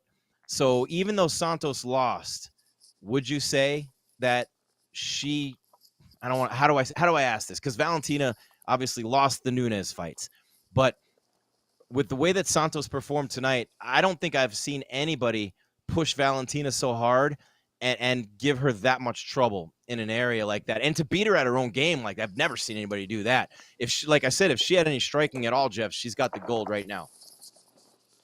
Well, if she had any striking at all, she might have been taken down differently. I mean, I felt like that she had the big advantage in the clinch, or potentially did, and it turned out that she absolutely did. Look, that was as much as we've seen Valentina pushed. I didn't feel like Valentina took damage tonight. You know, she was out grappled in certain exchanges through the middle of that fight, and then she was able to control her on the ground in that last round. Look, I'm taking nothing away from Santos. That's the biggest performance of her career, and even though she lost, you know what I mean. Everybody knows now that girl can compete with the top girls in the division, top girls in the world. So right, there's that. Yep. And then Valentina retains. And there's two things I want to point out. Number one, and I don't want to say that Santos has no striking. I don't mean as a fighter. She's great. Muay Thai. She just, in this fight, she didn't have any. And I wonder why when she was on top, she didn't try to strike more. She went for submissions, and she almost got them. So, again, it's easy for me to play armchair cornerman here at the end of a fight. But nobody has even given Valentina a fight at 125. This is by far the toughest test there. So you have to put the asterisk on the Nunes fights because they were at 135, and that's not her weight class. No one's even come in the same orbit of her at 125. And the other thing that I really want to point out, we have to point this out. She could not see. She even said it just now to DC. She could not see out of that right eye, and a big part of that was a headbutt. So that's just bad luck for her. It's bad luck. I mean, if that headbutt doesn't happen, is this fight different? I mean, there's it was so an many accidental headbutt, but she's the one that caused the headbutt. I mean, Mm-hmm. I think this is what I think in the rematch. Well, because she was the one that leaned in, you know, that far. She leaned in like 3 feet, and Valentina was just in the pocket. She was actually getting ready to retreat out of there. But I think if these two girls rematch, right, that Valentina, the adjustment she has to make is maybe push kicks and front kicks and just to stay on the outside. That's it. And the adjustments that Santos has to make, although she had crazy success tonight, could be substantial because I don't know that she gets to those clinch positions in a rematch without just powering forward. And we saw her do that once tonight. That's how she got to the clinch. So who That's how knows, she got man? to the clinch. Yeah, I just talked myself back into no, maybe a rematch doesn't quite go as good like I'm saying it is. Um, Great fight though, great fight to follow up that. We're not saying Joanna's name anymore. Man, I ordered a drink, but I don't drink, so just here, Yeah. I'll do it. I'll do water. The But, only thing that'll that was do a is good make me have to follow pee. up. That was a good fight. That was a good fight. It was amazing. It was an incredible fight, and I'll say this: the retirement of a Joanna Jędrzejczyk and the championship medal in spirit and indomitable will of Valentina Shevchenko. I mean, when someone comes in and beats you at your own game, and you don't expect that, most people don't recover from that. Most people aren't able to adjust their way through that and still find a way to win. And to me, that's where true greatness is defined, Jeff. That's where true greatness is defined, when your number one weapon is taken away and someone's better than you in an area where you always dominate, but you still find a way to get it done. That's incredible. And that's what makes greatness to me. And that's, I have to say that about Valentina. She is an all-time great for many reasons, and we just saw a lot of them in that octagon tonight against Santos. Yeah, Valentina changed. I agree. The head, but now Santos had a lot of swelling below that eye, and we pointed that out after round 3, right? But her eye was not nearly swelled closed. And then after the headbutt, it was pretty much swollen closed. Yep. I felt And like credit Valentina, for them for not stopping it. Credit to yeah, the doctor and the rep and everybody for not, no medical stoppage, yeah. because But there are some Valentina made a states in the big US where change. they would have stopped that fight. Yeah, but Valentina changed up her game plan. She had to go to game plan 2, 3 there in the 4th and 5th round to pull that one out. And yeah, I agree. It's a testament to just her calmness, her experience and her champion mentality. But Santos, wow, that girl's going to be in the division for a while. And we talked about her age before. She's only 28 years old. That's probably a future champion if she just works on tightening up her striking game a little bit. And now we transition, Jeff. What a performance by Valentina Shevchenko. MMA Weekly, Fight Night Live, Grieshaber and Cain, UFC 275 in Singapore. What a night. A dominating performance by Zhang Weili, looking incredible. Takedown strong in the clinch, on the ground. A spinning back forearm shiver to the side of the head of Joanna Jędrzejczyk, knocks her out cold. And Joanna leaves the gloves in the octagon. There's the news there. She retires tonight. Valentina Shevchenko finds a way to win. Great champion that she is, over Santos, who really showed up big time, dominated in the clinch and in the grappling, almost got a rear naked choke finish in round number 2, dominated round number 3, came even closer to that finish, and even at the very end was working on the arm of Valentina and came close there. But what a night so far with those 2 fights. And Jeff, we have Glover Teixeira and Jiří Procházka. And I said this earlier on ESPN Radio when they asked me about Glover Teixeira. I live for the inspiration, man. And he's 42 years old, and he took the long way to the gold. He's living proof that you can come back full circle. He's living proof that you can lose. And he lost the losses that Glover had. I mean, it's John Jones. It's, Rashad Evans. It's Corey Anderson. It's the very top, the creme de la creme of that division who he was losing to. And Rumble Johnson knocked his tooth out. It was the top guys he was losing to.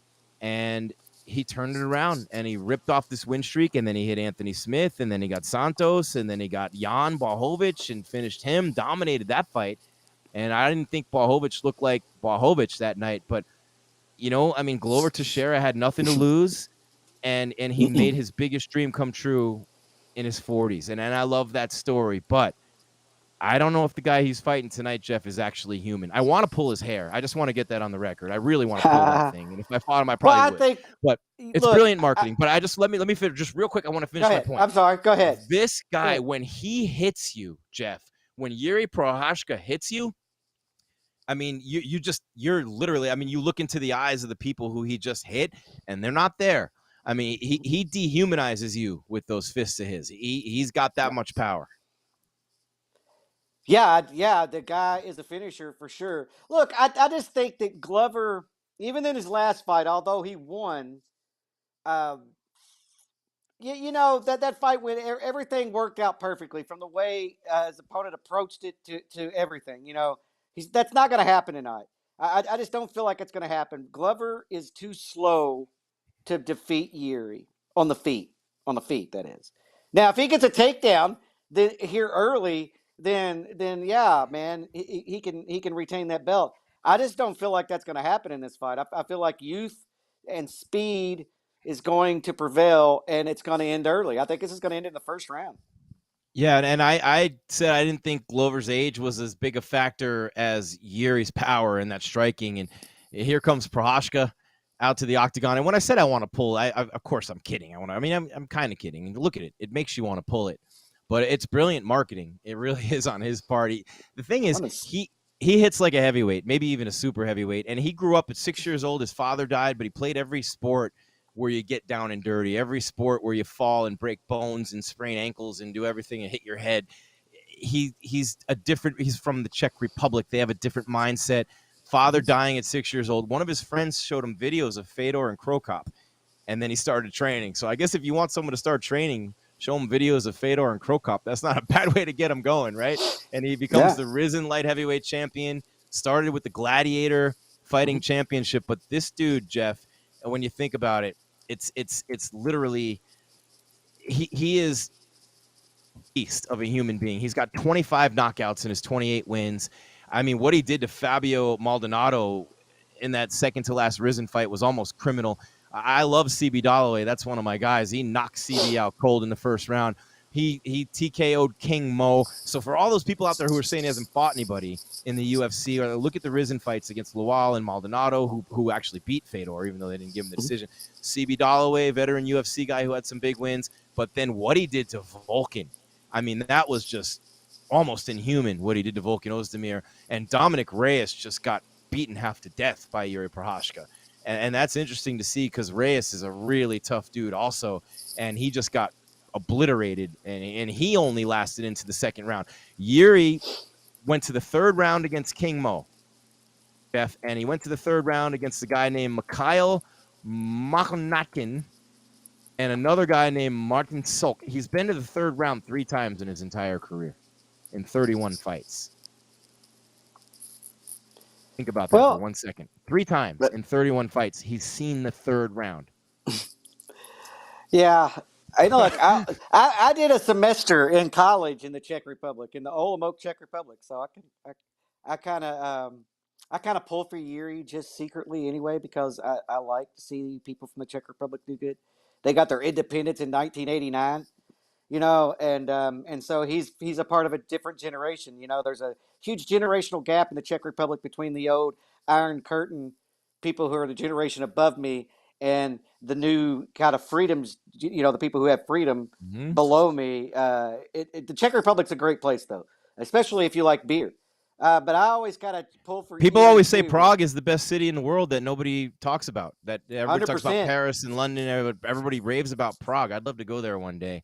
Here comes Glover, but 26 times, Jeff, including 2 of his losses, 3 of his losses, all 3 of his losses, 26 times. I'm looking at the ones.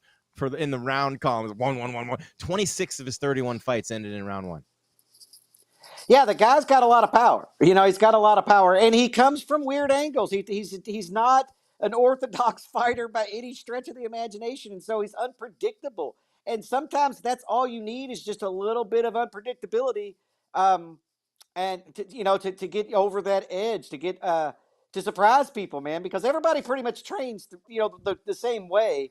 And you throw a little bit something weird in the mix, sometimes that's what it takes to see a lot of success. And here he is in the title fight.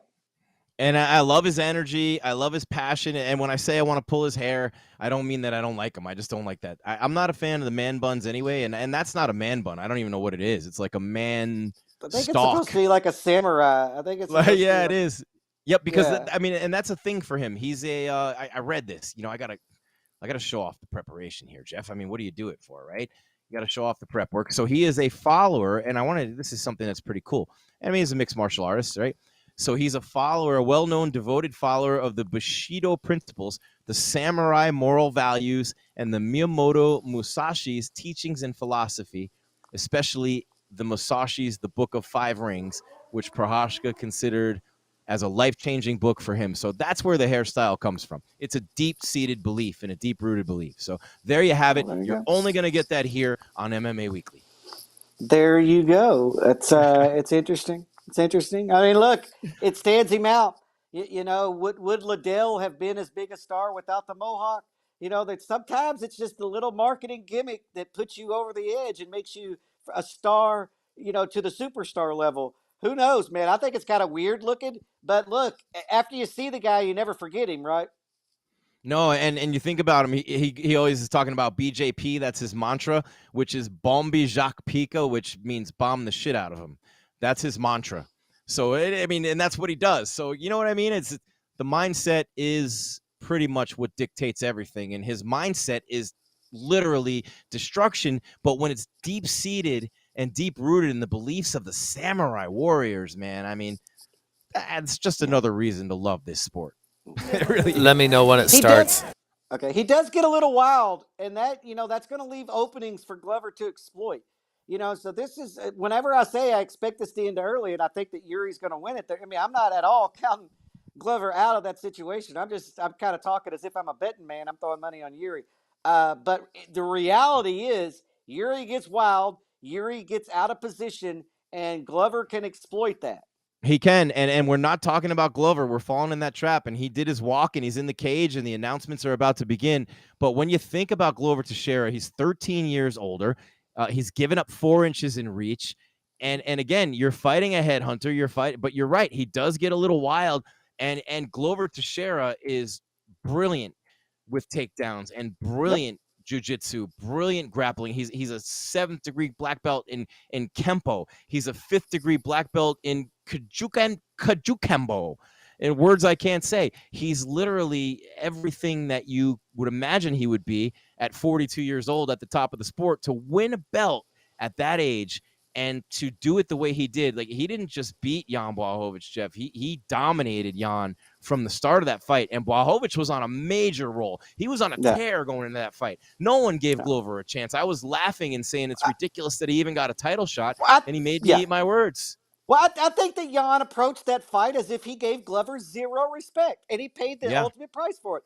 And props to Glover. I'm not taking anything away from Glover. Glover won that fight. Glover became the champion. And Glover's in here trying to defend the belt. This is an interesting fight. It's an interesting fight. Jiří hasn't been in a fight this big, at all. He hasn't been in the UFC all that long. And so this is a huge moment for him. Is he going to, kind of freeze in the spotlights, or is he going to shine?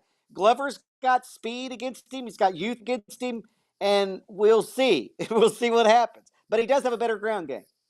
No, and Glover's a great dude. He lives in Connecticut, which is my home state. He's been there since 1999. But when it starts. He was one of those guys that, and I will, is not yet. And he's one of those guys who, he was one of the guys who testified and helped legalize MMA in Connecticut.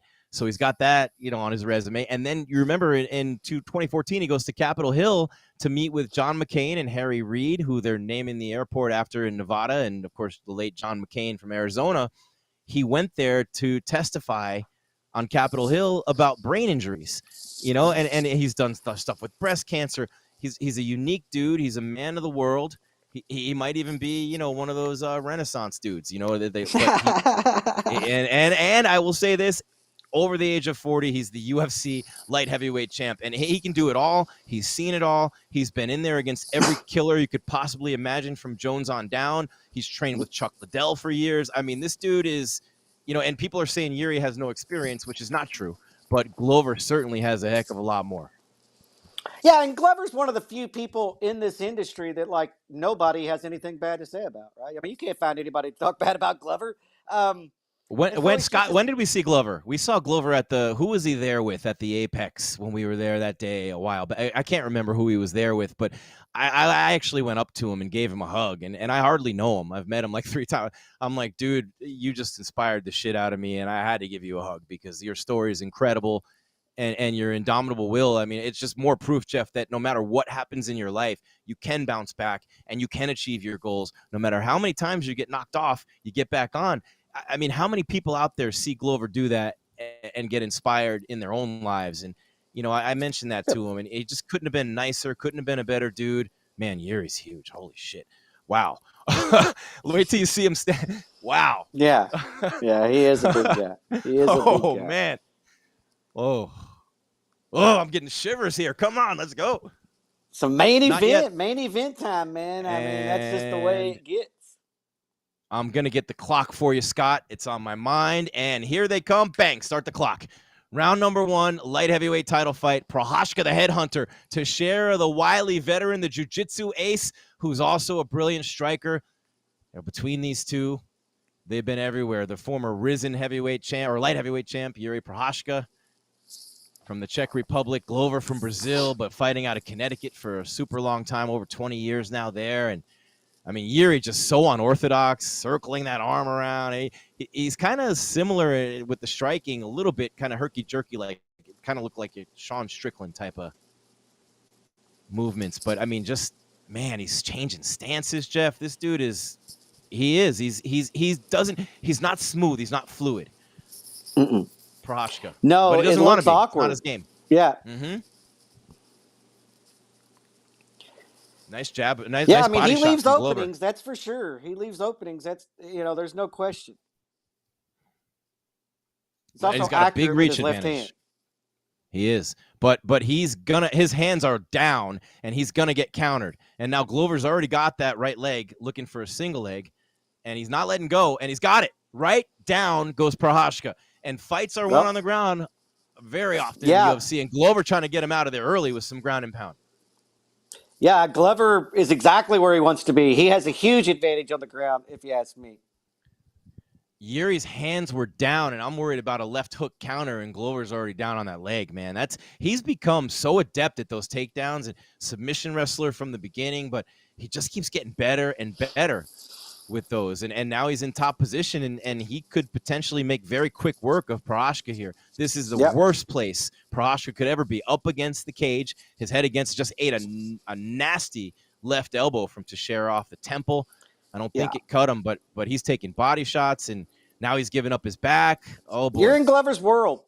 You're in Glover's world now. Yeah, this is the worst case scenario for Jiří. Worst case scenario. Pull his hair.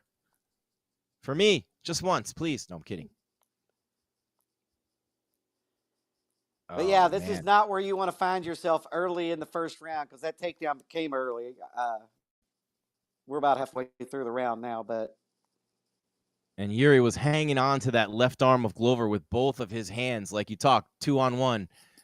You said that in the last fight, and that saved him from a choke there. But Glover continuing to work, and now he's literally, I don't know, he's reversed it, and Yuri's under Glover's legs there. He's actually kind of teabagged him for a second. But, yeah, now Jiří got his head out of there. Not the place you want your face to be. Let's be real.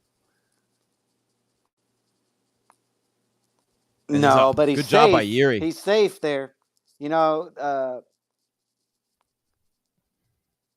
I mean, he avoided a dangerous, because that's where, look, they're not sweaty. They're dry and everything. And so to have Glover take you down early in the first round is literally the worst case scenario for Jiří. And he was able to defend well enough to get back to his feet. And still time to win this round at 140 and counting. And, he tried a flying knee into a Superman punch. He's not landing anything on Glover. Again, the experience of Teixeira, and another shoot and a single leg dumps him down again. Man, Glover's wrestling and takedowns and grappling are just otherworldly right now. I don't remember him being this good and this fast. Is it possible to be peaking in your 40s? I mean, he's usually always been not. great. You're definitely smarter. You're definitely smarter mentally, but usually the body's a little slower. And all those years that he couldn't get over here, remember? Mm-hmm. From Brazil, he couldn't fight over here. He had all those problems with the visas and everything. And, oh, man, this poor guy's been through the ringer. And now he's got the gold around his waist, and he doesn't look like he's going to give it up anytime soon. No, I mean, he had the mount. He had the mount there. He's got the back again. 43 seconds. Jiří better be careful. He was tapping Glover's back. Jiří mounted. I mean, he's pulling on the arm now, Jeff. He's Glover's dominating got the triangle. this round. Ooh. Really. Is he going to get an armbar here? Glover's working for an armbar. Yeah, you're ahead of me. I don't know. He's still mounted on my screen. He's out of it. 15 seconds left. Yuri's up. Glover's down, turtling up. And Yuri's looking to, nice big. There's Procházka with a big right hand. Glover, he's getting blitzed. He's got to survive these last 5 seconds. Oh, Yuri unloading. Oh, man. Saved by the horn. Glover Teixeira was getting blasted by Yuri. That's the thing about Procházka, Jeff. You can dominate the whole round, and in the last 10 seconds, he can turn your lights out. And he came close there. Yeah, that was. Glover dominated pretty much the whole round until right there at the end. Wow. Or he dominated it with takedowns and ground and pound and whatever. But yeah. We have about 15 languages going in the chat. I can't even read any of the comments right now. I don't know what they say. This is great. We have people from all over the world. There's one I can read. Crash of Generations. Glover win on third round. Procházka looks a little winded. Glover's a little tired. But, wow, I mean, that performance of those takedowns, that was a long round. That was a really It felt long like round. It was a long round. A lot went on. A lot went on. It was 2 takedowns by Glover and Yuri defending a rear naked choke, and then Yuri getting mounted and taking some pretty big shots, and then was able to escape out the back door and then finish that round landing punches on Glover. That was a good round. And of course, being in your 40s, Glover doesn't have that ripped physique anymore. Everything's a little saggy. You got to root for this guy. You have to. I mean, with what he's been through, how long it took, and to be in there against a guy who can take your head off at any second. Goddard calls time. I don't know what happens. Low blow by. Is it a low blow or an eye poke? I didn't see anything.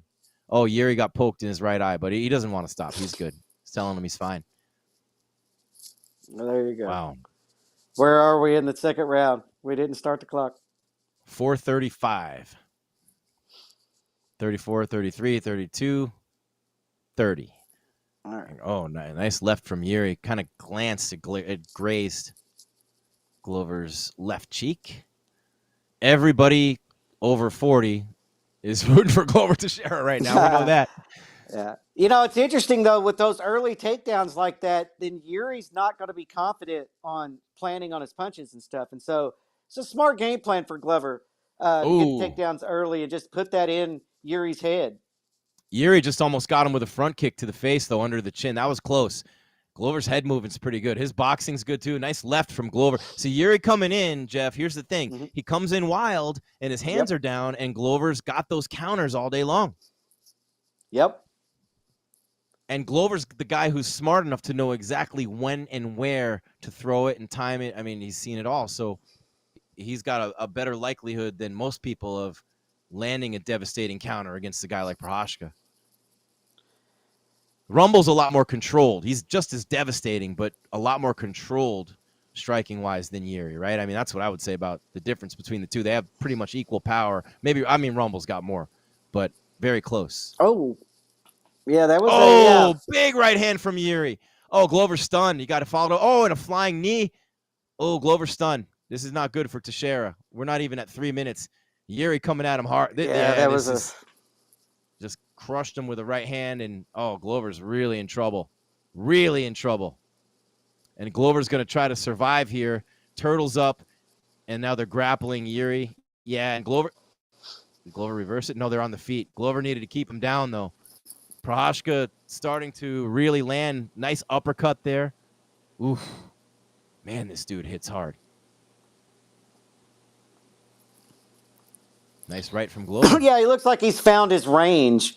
Where before he wasn't really able to find it. Now he's keeping Glover at the end of his punches. He's landing combinations. You don't want to punch yourself out, though, against a guy like Glover if he can withstand it. That's another danger. Oh, Yuri's standing there right in front of him with his hands straight down. Wow. I wouldn't do that. Glover, nice defense of the single leg there. Defended a single leg. 18 strikes landed for Procházka, significant in this round. It's interesting because Yuri keeps going to that right uppercut, and it's landing pretty often. I mean, that had to be part of his game plan. He must have saw that Glover leans a little bit or something. Yeah, and Glover's got a great chin. Someone in the chat said that, and he's right. Who was that? That was Jacob Parker. You're right, Jacob. But Glover's got a great chin. Oh, he eats a straight left. He was looking at the ref. Oh, a counter left from Glover as Jiří was jumping. Just bombed him. And now Glover's on top. Had his back looking for a choke. Oh, my God. What a Jiří's change of bleeding. events. Glover's got him, right up against the cage, too. Jiří's in big trouble now. Glover Teixeira is not human. Those shots that he took, and I thought Jiří might punch himself out a little bit, but standing there with his hands down, now Glover's got the full mount. Just about. Almost. No. Jiří's able to get that leg of Teixeira back between his two legs and stop it. But, man, Glover Teixeira, a minute left, Jeff. Oh.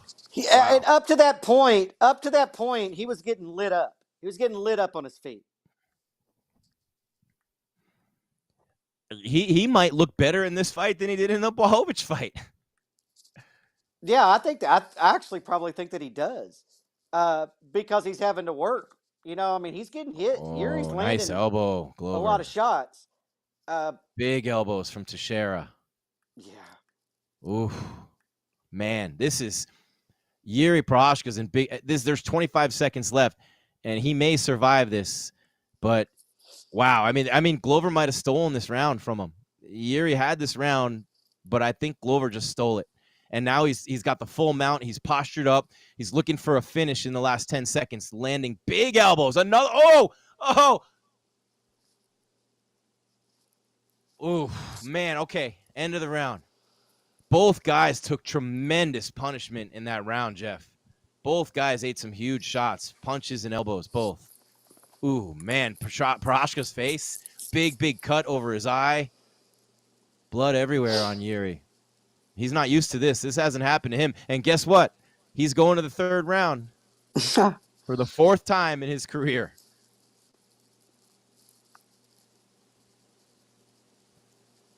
Yeah, that's I don't know how you score that round because Jiří lit him up.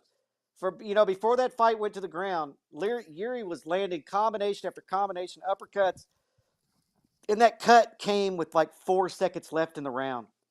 No, and when you have when Procházka went for a flying knee and landed it into the chest area of Glover, Glover caught his leg and turned it into a single. Unbelievable. Yeah, wow. I kind of want to see the replay of that. I didn't know. If he hit him with a right hand, and got the takedown off of a punch, or he did. He hit him with a left. Okay. As he came in with the flying knee, he hit him with a left counter, and then grabbed the leg at the same time. Okay, yeah, but the punch didn't have a lot to do with it. It was he grabbed the leg. Oh no, there it is. The punch knocked him down. Yeah, the punch did knock him down. But if you look at it again, the punch didn't really, because Glover had his leg, and it was the momentum of the leg and the punch, because the punch wasn't hard. But it was the combination of the two, and just like that, Teixeira swung the moment. That was brilliant. Okay, when does it start? Are we started? It started. Yep. There we go. Round 3. Sorry, guys. I'm literally in a trance right now watching these two guys. What a light heavyweight title fight this is. Well, in real time, I thought it was like like Andrei Arlovsky Fedor, where Andre jumped in with that flying knee and got slept with a right hand. It wasn't quite like that, but in real time, it kind of looked like that for a minute, Right. It was the leg and the punch at the same time. And, Procházka has a big cut over the left eye. Glover just got in tight with him and fell down and immediately went right to his back with his legs up, not leaving that head out there anywhere for Procházka to, take a swing at it. I mean, it's a headhunter, obviously, right? Now they're starting to get slippery, Jeff. You can see it. They're slipping right off each other in the grappling, which favors Jiří. Yeah. Theoretically, anyway. You never know, but and the thing about Procházka, this is a test of his other skills, and he needed this. He really needed a fight like this if he's going to be a champion. Yeah, Glover's no easy out. Jiří let him back up, whatever, on that takedown, and we'll see. Because I feel like at distance, Yuri's having the most success. That's where he's winning the fight, if he's winning. It's whenever you get in close and Glover's working in takedowns. Where are we on time, boys? Pops the head back. 326, 325 left in round number 3. Glover down again, turtling, and Jiří just again. Come on up. Come on back up. Glover's tired. Glover's very tired. Breathing heavy. See, the longer this fight goes, you got to go with youth, right? Yeah, and people were saying he hasn't been that deep, but Glover again grabs the leg and dumps him down. Jiří started to land. He started to get crazy. You said it before the fight. Jiří's going to get crazy, and Glover, this is the third time that's happened, and he ends up on his back. Yeah. A little reckless with the striking, and he pays the price, but that's who he is. That's what he does, you know? I mean, you live by the sword, die by the... I mean, he's a samurai. You live by the sword, die by the sword, right? Yeah, but he has been able to stuff 2 Glover takedown attempts this round. You know, and he hasn't been able to do that up until this round. Mm-hmm. And he's up again. He's up again, but he's bleeding profusely from above his right eye, too. Profusely bleeding. Yeah. Oh, and he got stunned there by another right. And those punches from Jiří, Jeff, they don't... His arms are going. There's no power on the... Oh, and he lands a big left, but Glover goes for another takedown. See, the punches from Jiří are losing a lot of power right now because he's thrown so many, and he's also been put on the ground and grappled and had to use that strength in other ways, and all that uppercut's devastating. This in a way, I remember the Glover fight against Bader. Bader had him, and Glover nailed him with that uppercut, and Glover just threw that uppercut, but a big knee by Jiří. Glover's in trouble. He's turtled up, and he's exhausted. This is it. Jiří's going to finish him. Glover's got nothing left, and he's getting bombed here. I can't see Glover escaping this. I don't know. Oh, yeah. There was 2 hard punches to the body. Ooh. Jiří started going to the body. And he's up against the cage, Glover's head, and he's on the ground, and he's laying sideways like a fetal position on his right side, and Jiří's on top of him, just bombing him. But again, Procházka's exhausted. Glover's exhausted. They're both swollen up. Jiří's blood is pouring into Glover's eyes. It's like a faucet pouring into his eyes. If you don't like that, this isn't your fight. But it was literally pouring into Glover's eye, which is interesting. Yeah, and this round has been all Jiří for the most part. All Jiří. I mean, he stuffed the 2 takedowns. He was taken down once, but he got back up to his feet without taking very much damage. And then whenever he got on top, he's destroying Glover. But Teixeira just reversed it, Jeff, and he's on top. Wow. As soon as I say it, thanks, Glover. Thanks. He's exhausted, too. This is just pure heart and guts from Glover. And big elbows on top of it. Oh, and that right eye is already mincemeat. Yeah. Man, what a fight. I didn't think we could top Valentina and Santos, but I think we're there. In fact, I'm sure we're there. This is definitely, this is the fight of the night.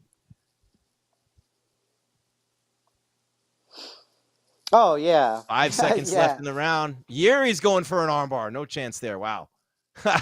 End of the 3rd round. And for the first time in 32 fights, Jiří Procházka goes to the 4th round.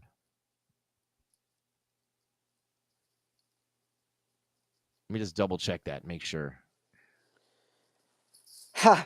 I believe you. Yeah, that was a back and forth round. First time. I think Jiří won that round pretty convincingly, but he is split open. That's a bad cut. They're both extremely exhausted, like you said, Jim. This is crazy. This is a crazy fight. You're definitely right. This is fight of the night if it ends now. Whoever's writing that this division is shit without Jon Jones, you're just not watching. You are not watching. All right, let us know when the round starts. It's close. Yeah, I figured it was right close. BJP is winner. There you go, BJP. That's his mantra. Glover. Owen says Glover. Who do you guys have in the chat? Who do you guys have? I have it 2-1 Teixeira. I'm giving Jiří the 3rd. Even though it's razor thin, I'm giving Jiří the 3rd. I think Jiří convincingly won the 3rd. I don't know with those reversals and the grappling and yeah. Well, he just landed so many. Like the strike count for that round is going to be heavily in Jiří's favor, in my opinion. His cut is so deep it looks like he has 2 eyebrows about a ½ inch apart from one another. That's if you can visualize that. Yeah. And Glover is cut on the bridge of his nose, but not nearly as bad of a cut. And a couple of nice punches from Glover. Combo there. Backs up Prochazka. The live odds, Jiří's minus 175, Glover plus 135, but that has to be because of the age and the fatigue, and Glover's exhausted. This is guts and will and heart and determination and all those things that separate these guys from just about everybody else who participates in this sport on any level. It's amazing. It started, Scott. We're well into like Steph Curry last night against the Celtics, Jeff. The heart of a champion. Rudy Tomjanovich said it. Never underestimate the heart of a champion. And both these guys are champions. How far are we into the round? 3:55. I thought I gave you the start, Scott. I'm sorry. Oh, nice left to the body from Glover and a left hand in the face. Rocks him. Almost knocked him down, Jeff. Jiří's a tough bastard. I don't know how he didn't. Oh, and Glover picks him up and dumps him with a double leg. Jiří's exhausted. He's split open, and Glover's got him exactly where he wants him right now. I mean, exactly where he wants him with 3.5 minutes left in this round. And wow, I mean, Glover Teixeira, how's he doing it? I want to know. I can't even. It's almost unfathomable right now to see what Glover's doing. He was dead tired. Looked like he didn't have anything left in the third round, halfway through. Man. Oh, that was a hard left hand. He did a Tyson. He went to the body with the left hand and immediately a left hook to the head, and the left hook stunned Jiří. That was nice. I haven't seen somebody do that in MMA in a while. This is a legendary fight. Someone put that down on the tweets on the screen. And now Glover's got full mount with the legs underneath, raining down blows on top of Jiří. And Glover smartly goes right back down. He's got the arm in. Oh, man, okay. He's got Jiří flattened out. He's got his left arm in between their two heads. Yeah, he might be He's not doing anything right now. Goddard's going to stand him up in a minute if he doesn't do something. But I think it's like an arm in. See if he's setting something up. Yeah. Nothing really here. He's just controlling him. And Jiří's pulling down on him. But they're both soaking wet with sweat. There's blood everywhere. Glover Teixeira. What in the world? Where did this come from? Unreal. Yeah, it looked like, Glover tried to go for an arm triangle choke. And with an arm in. Yeah, from the mount position, he didn't, but he never stepped off to the side. He still got it to lock that in. Jiří gave a thumbs up. Jiří's not defending it. You know, you usually defend that by looking like you're answering the phone, right? Oh, nice roll up by Jiří. Oh, and Jiří's on top now. What a move! What an escape by Jiří, and now he's standing over Glover, throwing shots at him. That was incredible. Yeah, Glover needed to get off the mount. Doesn't look like Glover's going to survive this. Goddard right there, but he's moving. He's avoiding these shots. The cut from the bridge of his nose is pouring everywhere. Jiří's blood's pouring all over him. I take that back. He did go off to the side and tried to finish that choke. I mean, went all in trying to finish that choke. Yeah, he did, and he almost got it. But Jiří rolled out of it. I cannot believe Jiří got out of that. I cannot believe he got out of that. And now Glover reverses and has his back again. Oh, my God, what a fight. What a fight. Are you kidding me? And Glover's got a choke in. Uh-oh. He's got a rear naked, but it's not in. It's not underneath the chin. But, again, you can constrict the circulation and get a tap without that. And then he's got the arm in. The arm. Now he's past the arm. Oh, and Jiří reverses, and he's on. Wow. Jiří back on top. I can't even begin to describe how amazing this fight is. There's no words. There are no words that could do it justice. Wow. This is incredible, Jeff. This might be the best light heavyweight title fight since Jones Gustafsson. In fact, I'll say it, there is no might. It is. Jones Gustafsson won, by the way. Just, of course. Not two. Yeah, no, we know. We knew that. Yeah. And we're going to round 5.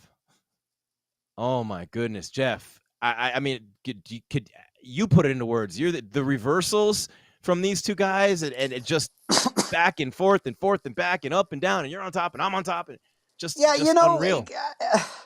I feel like Glover had that fight right there with that arm triangle choke, and he just got a little sloppy maybe. But yeah, tons of look. Both these guys are bleeding. They're both exhausted. Tons of heart. When we've seen Jiří mounted a couple of times, and we've seen him get out of some pretty deep submission attempts. This is I'll agree with what you said. This is probably the best light heavyweight title fight since Jones Gustafsson won. Give Glover a 5-hour energy. Somebody put in the chat. Well, who won that round? Some people are asking in the chat, Jeff, who won that round? Who are you giving it to? I mean, that was Let me know when the close. round starts. I give that round almost to Glover because he was closer to finishing. And yeah, me too. Very close. Very, very close. And the fans letting them hear it. They're screaming as they should be. These fans in Singapore got one of the best UFC fight cards in a long time. Start the clock. Round number 5. Jiří Procházka trying to take the belt from Glover Teixeira. Who has the most heart? Who wants it more? Live odds almost dead even. -120 for Jiří, -110 for Glover Teixeira, the 42-year-old champion, the 29-year-old challenger, the Brazilian, the challenger from the Czech Republic, the former Risen champion. This is the first time he's seen the 5th round. He had never seen the 4th. He had seen the 3rd 3 times. And he's still there. Oh, big right from Glover. Oh, look out. Jeff. And Glover pulling guard, and Glover pulled guard, and he gave up top position to Jiří. Oh, man.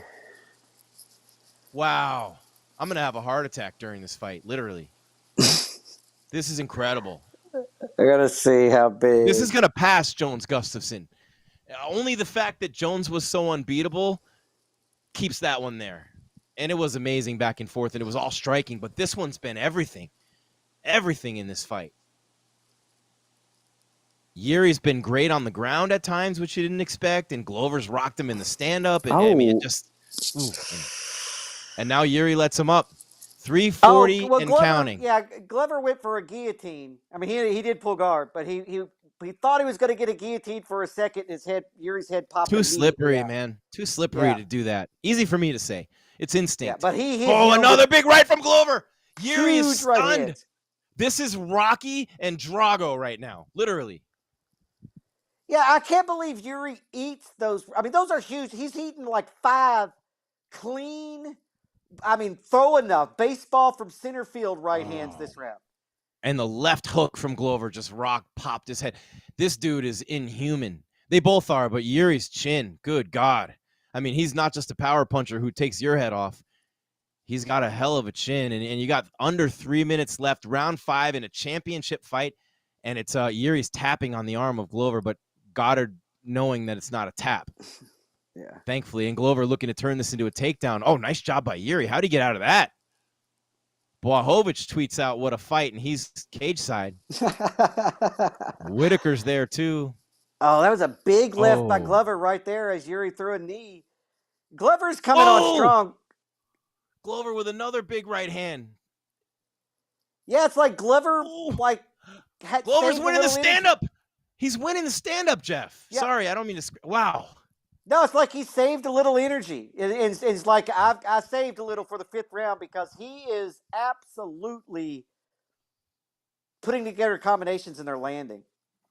I mean, he had a towel over his head in between rounds. He couldn't breathe. I mean, he looked like he might not make the bell. There's no bell. But he got the takedown here, and now he's got Jiří up against the cage on his back. The left side of Jiří's face is pressed up against the cage, and Glover's got the full mount. And is that he's not tapping, he's slapping him in the head. It looks like he's tapping.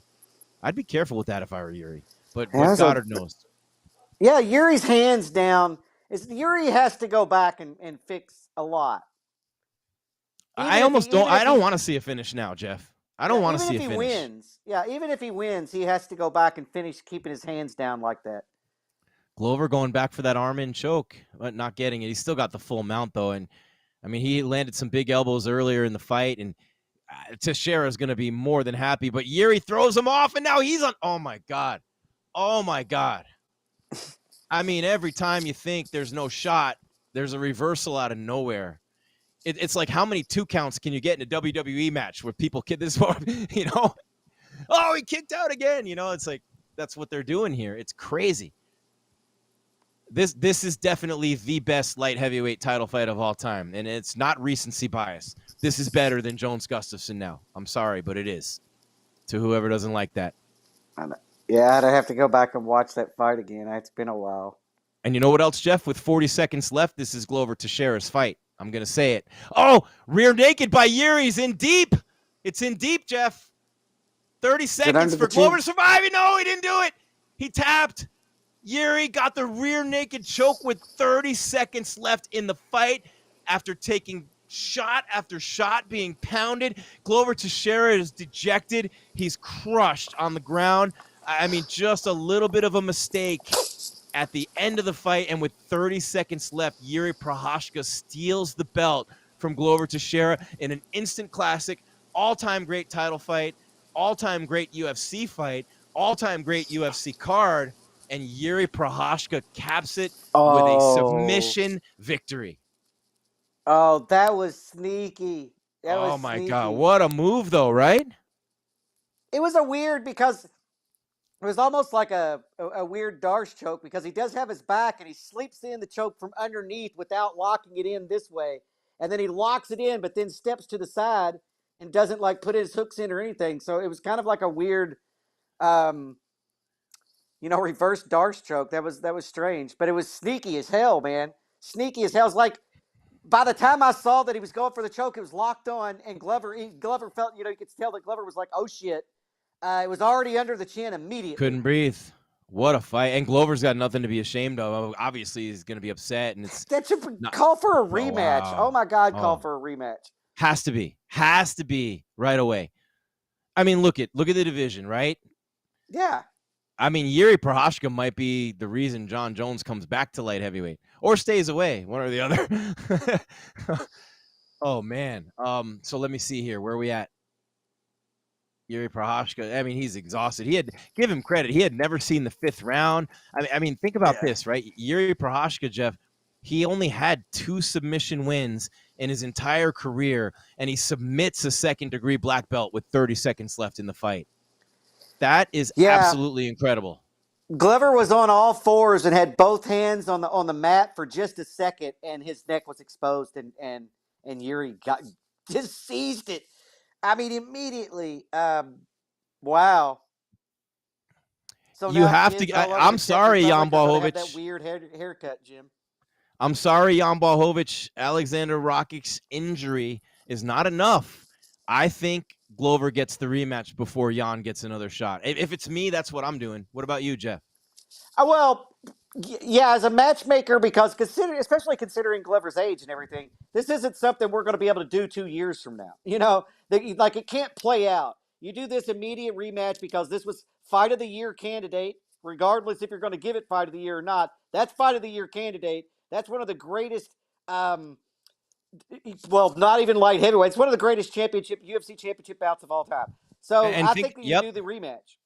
And it's right now the 2022 Fight of the Year, halfway through. And Glover was, and I feel like Glover was winning the fight probably on the scorecards. You can go to MMA Weekly here after the fight, and I will put up the actual scorecards when the UFC posts them. But I feel like Glover was probably up on the card. The closed captions are off, so I can't see what he's saying. I have them on, but they're not there. I don't know what's going on. That cut's huge, but I mean, I'm sorry, Blachowicz. I mean, he won because of an injury, and I thought that was going to be Rakic's fight. And Blachowicz was dominated by Glover, which you can never say is a fluke, or you can't say it was Blachowicz not being at his best, because what Glover did tonight against Jiří, man, this has to be run back. I'm sorry, there's no way in hell I'm giving Jan Blachowicz the next fight. There's no way in hell. He just got jumped.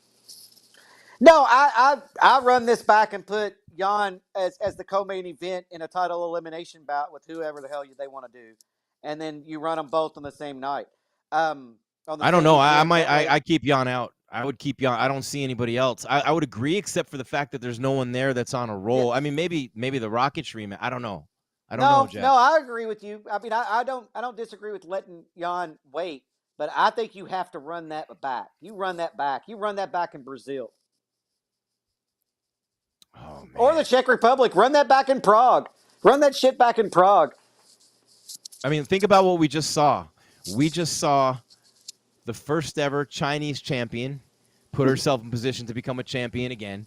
We saw a legendary champion retire at the end of that fight, one of the greatest of all time from Poland. So China, Poland. Then you got the next fight, and Valentina from one of those countries that used to be in the Soviet Union, Kazakhstan or whatever, and the Brazilian in Santos, and a brilliant performance, and just overcoming every bit of adversity, finding a way to win. And then you see from the Czech Republic, Jiří Procházka and Glover Teixeira from Brazil. This is Dana White's got to be literally jumping up and down on top of his house right now because he's not in Singapore. Dana White is literally screaming at the top of his lungs, jumping up and down on top of wherever he is right now. He has to be. This is his dream night for the UFC. No, look, a Czech champion is a good thing, especially because that region, you know, Joanna kind of knocked the door down, and there were some other fighters before her from that region, but she really knocked the door down. And now from the Czech Republic, right there, I've been to Poland and the Czech Republic. You know, they're all right there.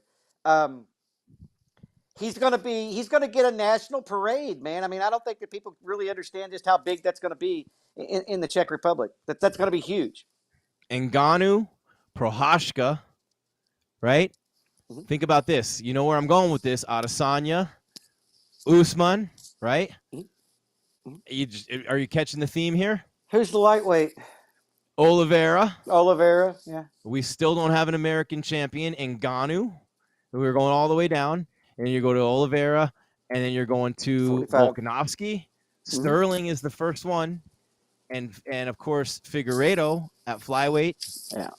And then you look at Valentina, you look at Pena, and you look at Pena, Esparza. Pena and Esparza and Aljo. Amazing. I mean, and they were from all over the world.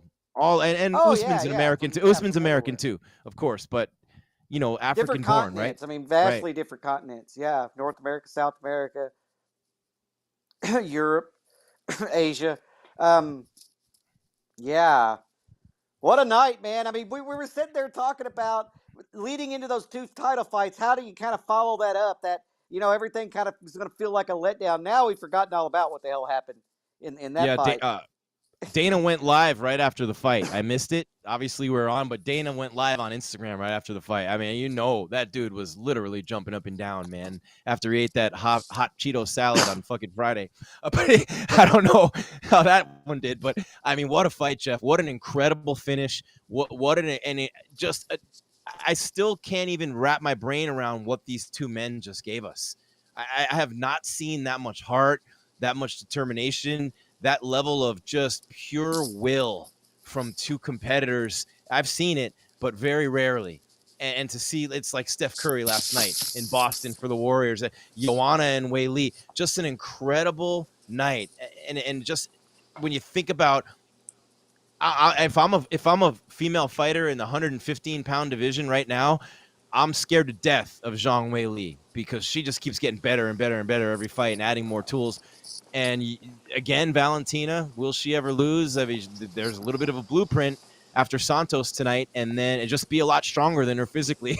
And then the other one in the main event, Jiří and Glover, they got to run it back, and you got Blachowicz in there, and don't count out Rakic. That was an injury. He might have won that fight, and it looked like he was on his way to it. So all of a sudden, light heavyweights loaded again. All of a sudden, the UFC's on a major roll, and you got International Fight Week coming up at the perfect time. I mean, it's good to be a UFC fan. It's good to be us. It's good to be a part of it. It's tremendous, man. What a night.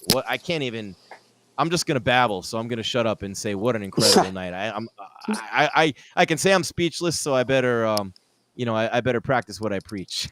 It was a good night of fights, man. A good night of fights. The title changed hands in the main event. Was really close to changing hands in the co-main event. And then Weili secured a title fight in that main card fight. So, yeah, it was a lot of meaningful fights tonight. And not only that, because you know how I love the fight cards that have all these implications to the fights and all these storylines.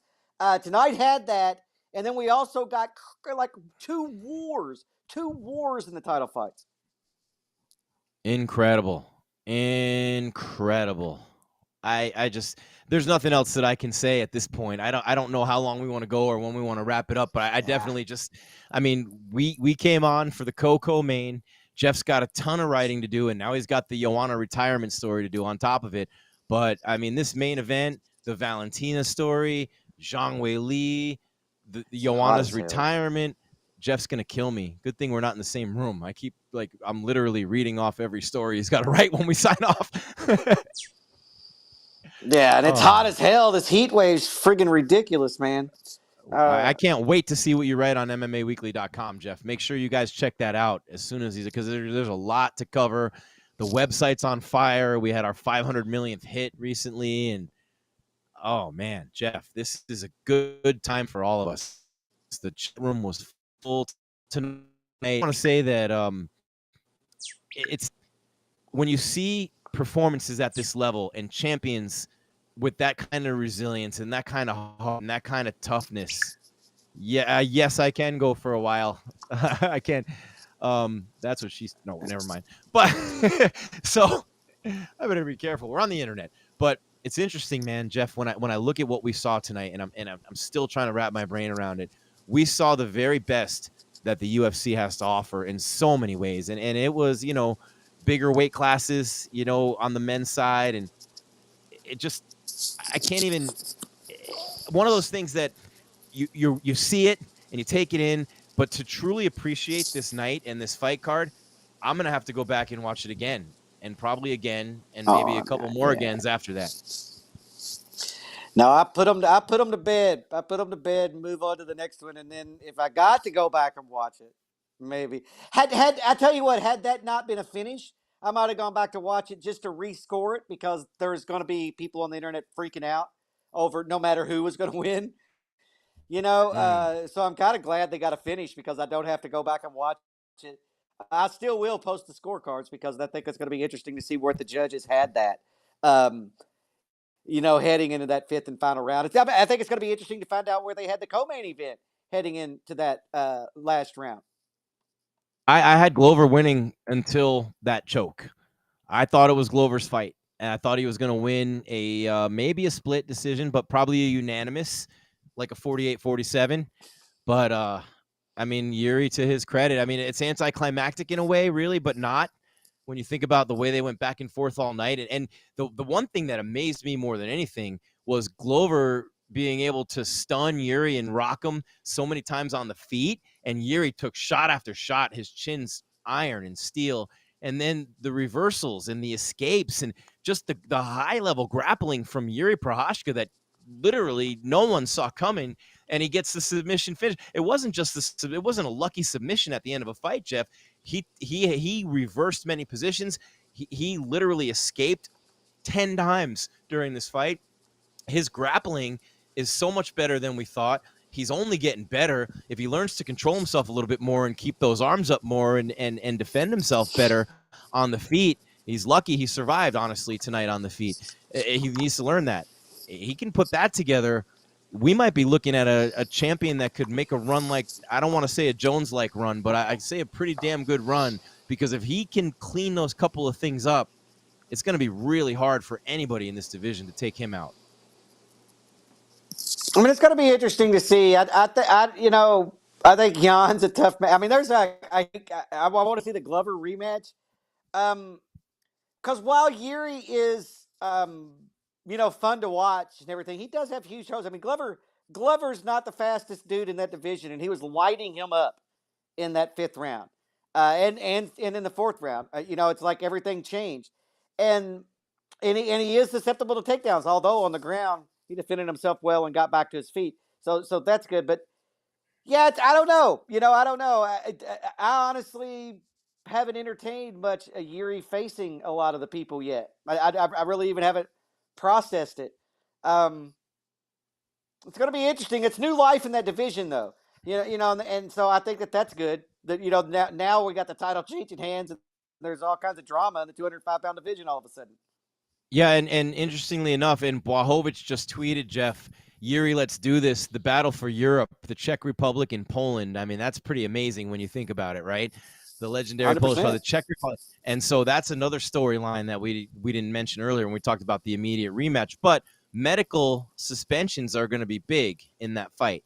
How long will the medical suspensions be for Glover Teixeira and Jiří? Because Jan Blachowicz could fight now, but I'm thinking it's going to be months away, maybe 6 months away, maybe 4 months away. Who knows? I'm just guessing, throwing numbers out there. But it's going to be a while before either one of those guys fights again, whether it be against each other or against Blachowicz. So if it's not Blachowicz, he may have to sit for a year before he gets the title fight. I mean, we see this happen all the time. It's not uncommon in the UFC.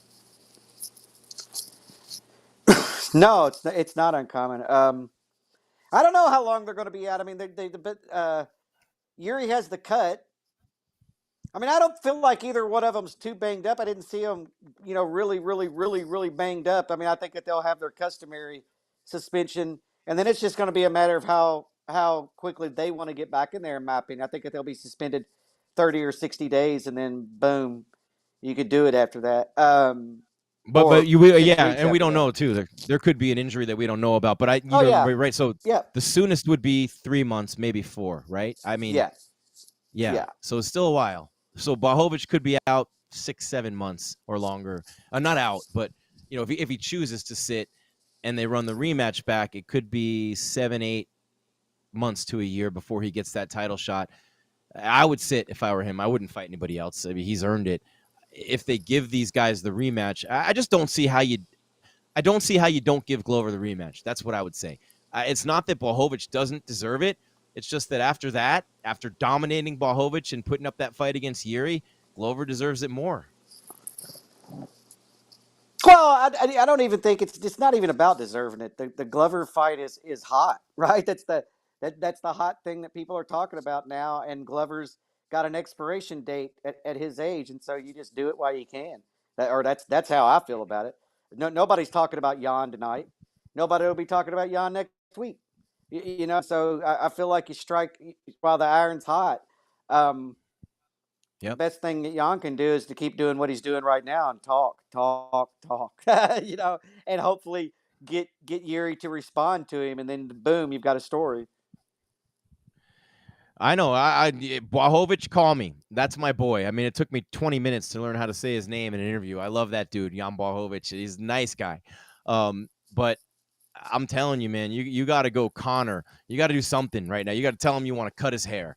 That's what you have to do. Tell him you're going to cut his hair for Grease from MMA Weekly and everyone else who wants it cut.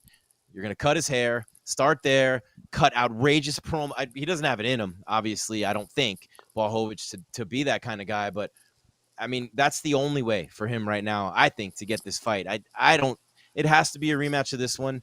Santos will get a rematch against Valentina, but I don't think it'll be her next fight. And then for Zhang Weili, I mean, look, Carla Esparza might as well just fly to her house and leave the belt there. That's the way I feel about that one. Yeah, I mean, unless Weili goes weird with her game plan on that fight, because we saw Rose go weird. I mean, it's such a tough sport mentally. She did a cartwheel without her arms. What do you call those? A cartwheel without her arms. My daughter does those. I can't remember the name of it. It's a cartwheel without arms. It's not really a cartwheel. I don't know. I have no idea what the hell that's called. It's something that I could never do in a million years. That's like what it is. Layout. Yeah.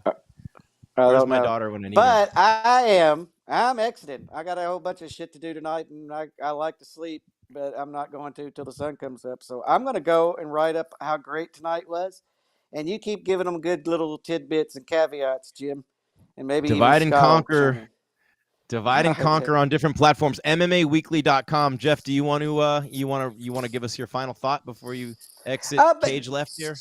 But yeah, my final thought is that sad to see Joanna go, because Joanna is such for women's MMA and the UFC in that division. She was big, man. She's a future UFC Hall of Famer. Kind of sad to see her go. Weili looked better than she's ever had. In my opinion, as far as putting it all together, like she's added the wrestling with the new camp and the new training, and now she was able finally to put it all together into one package. Valentina, I felt like she had to work her ass off tonight. We didn't expect that to happen. Mm-hmm. And we'll see what the future lies for her. And then the main event, I want to see a rematch while Glover's still able to, or give Glover a number one contenders fight immediately if you're going to do Jan or whatever. I feel like I would get Glover back there as fast as possible. I would do the rematch. But yeah, great night of fights, man. I didn't really expect tonight. Look, if you had told me fight of the year candidate was coming off tonight's card, I'd have said Joanna Weili. That's Me it. too. Me too. I would not have said the main event. In fact, it would not even have been in the top 2 or 3 from this card that I would have picked. Man, no, But and that's a good point. That's a good point because most people thought Jiří was going to take his head off in round 1. Yeah. yeah, I did too. I did. I thought he was going to, and he didn't get to. He actually had to submit him in round 5. That's just crazy. That's just crazy. That's why we love the sport, man. You can't predict anything. It doesn't matter how much of an expert you are. It doesn't matter how many panels you're on. It doesn't matter how many fights you've watched. None of it friggin' matters. Some hobo off the street that doesn't even know what the sport is about has just as good of a chance of calling the outcome of a fight as some of the greatest experts. Some hobo off the street. And you know what? Let's not forget about the first 2 fights of this card. The first 3 were finishes. TKO, KO, KO. Yeah. So Matthews and Madalena, which we weren't on live for, opened up the card with devastating finishes as well. A great night for the UFC. We're going to let Jeff go.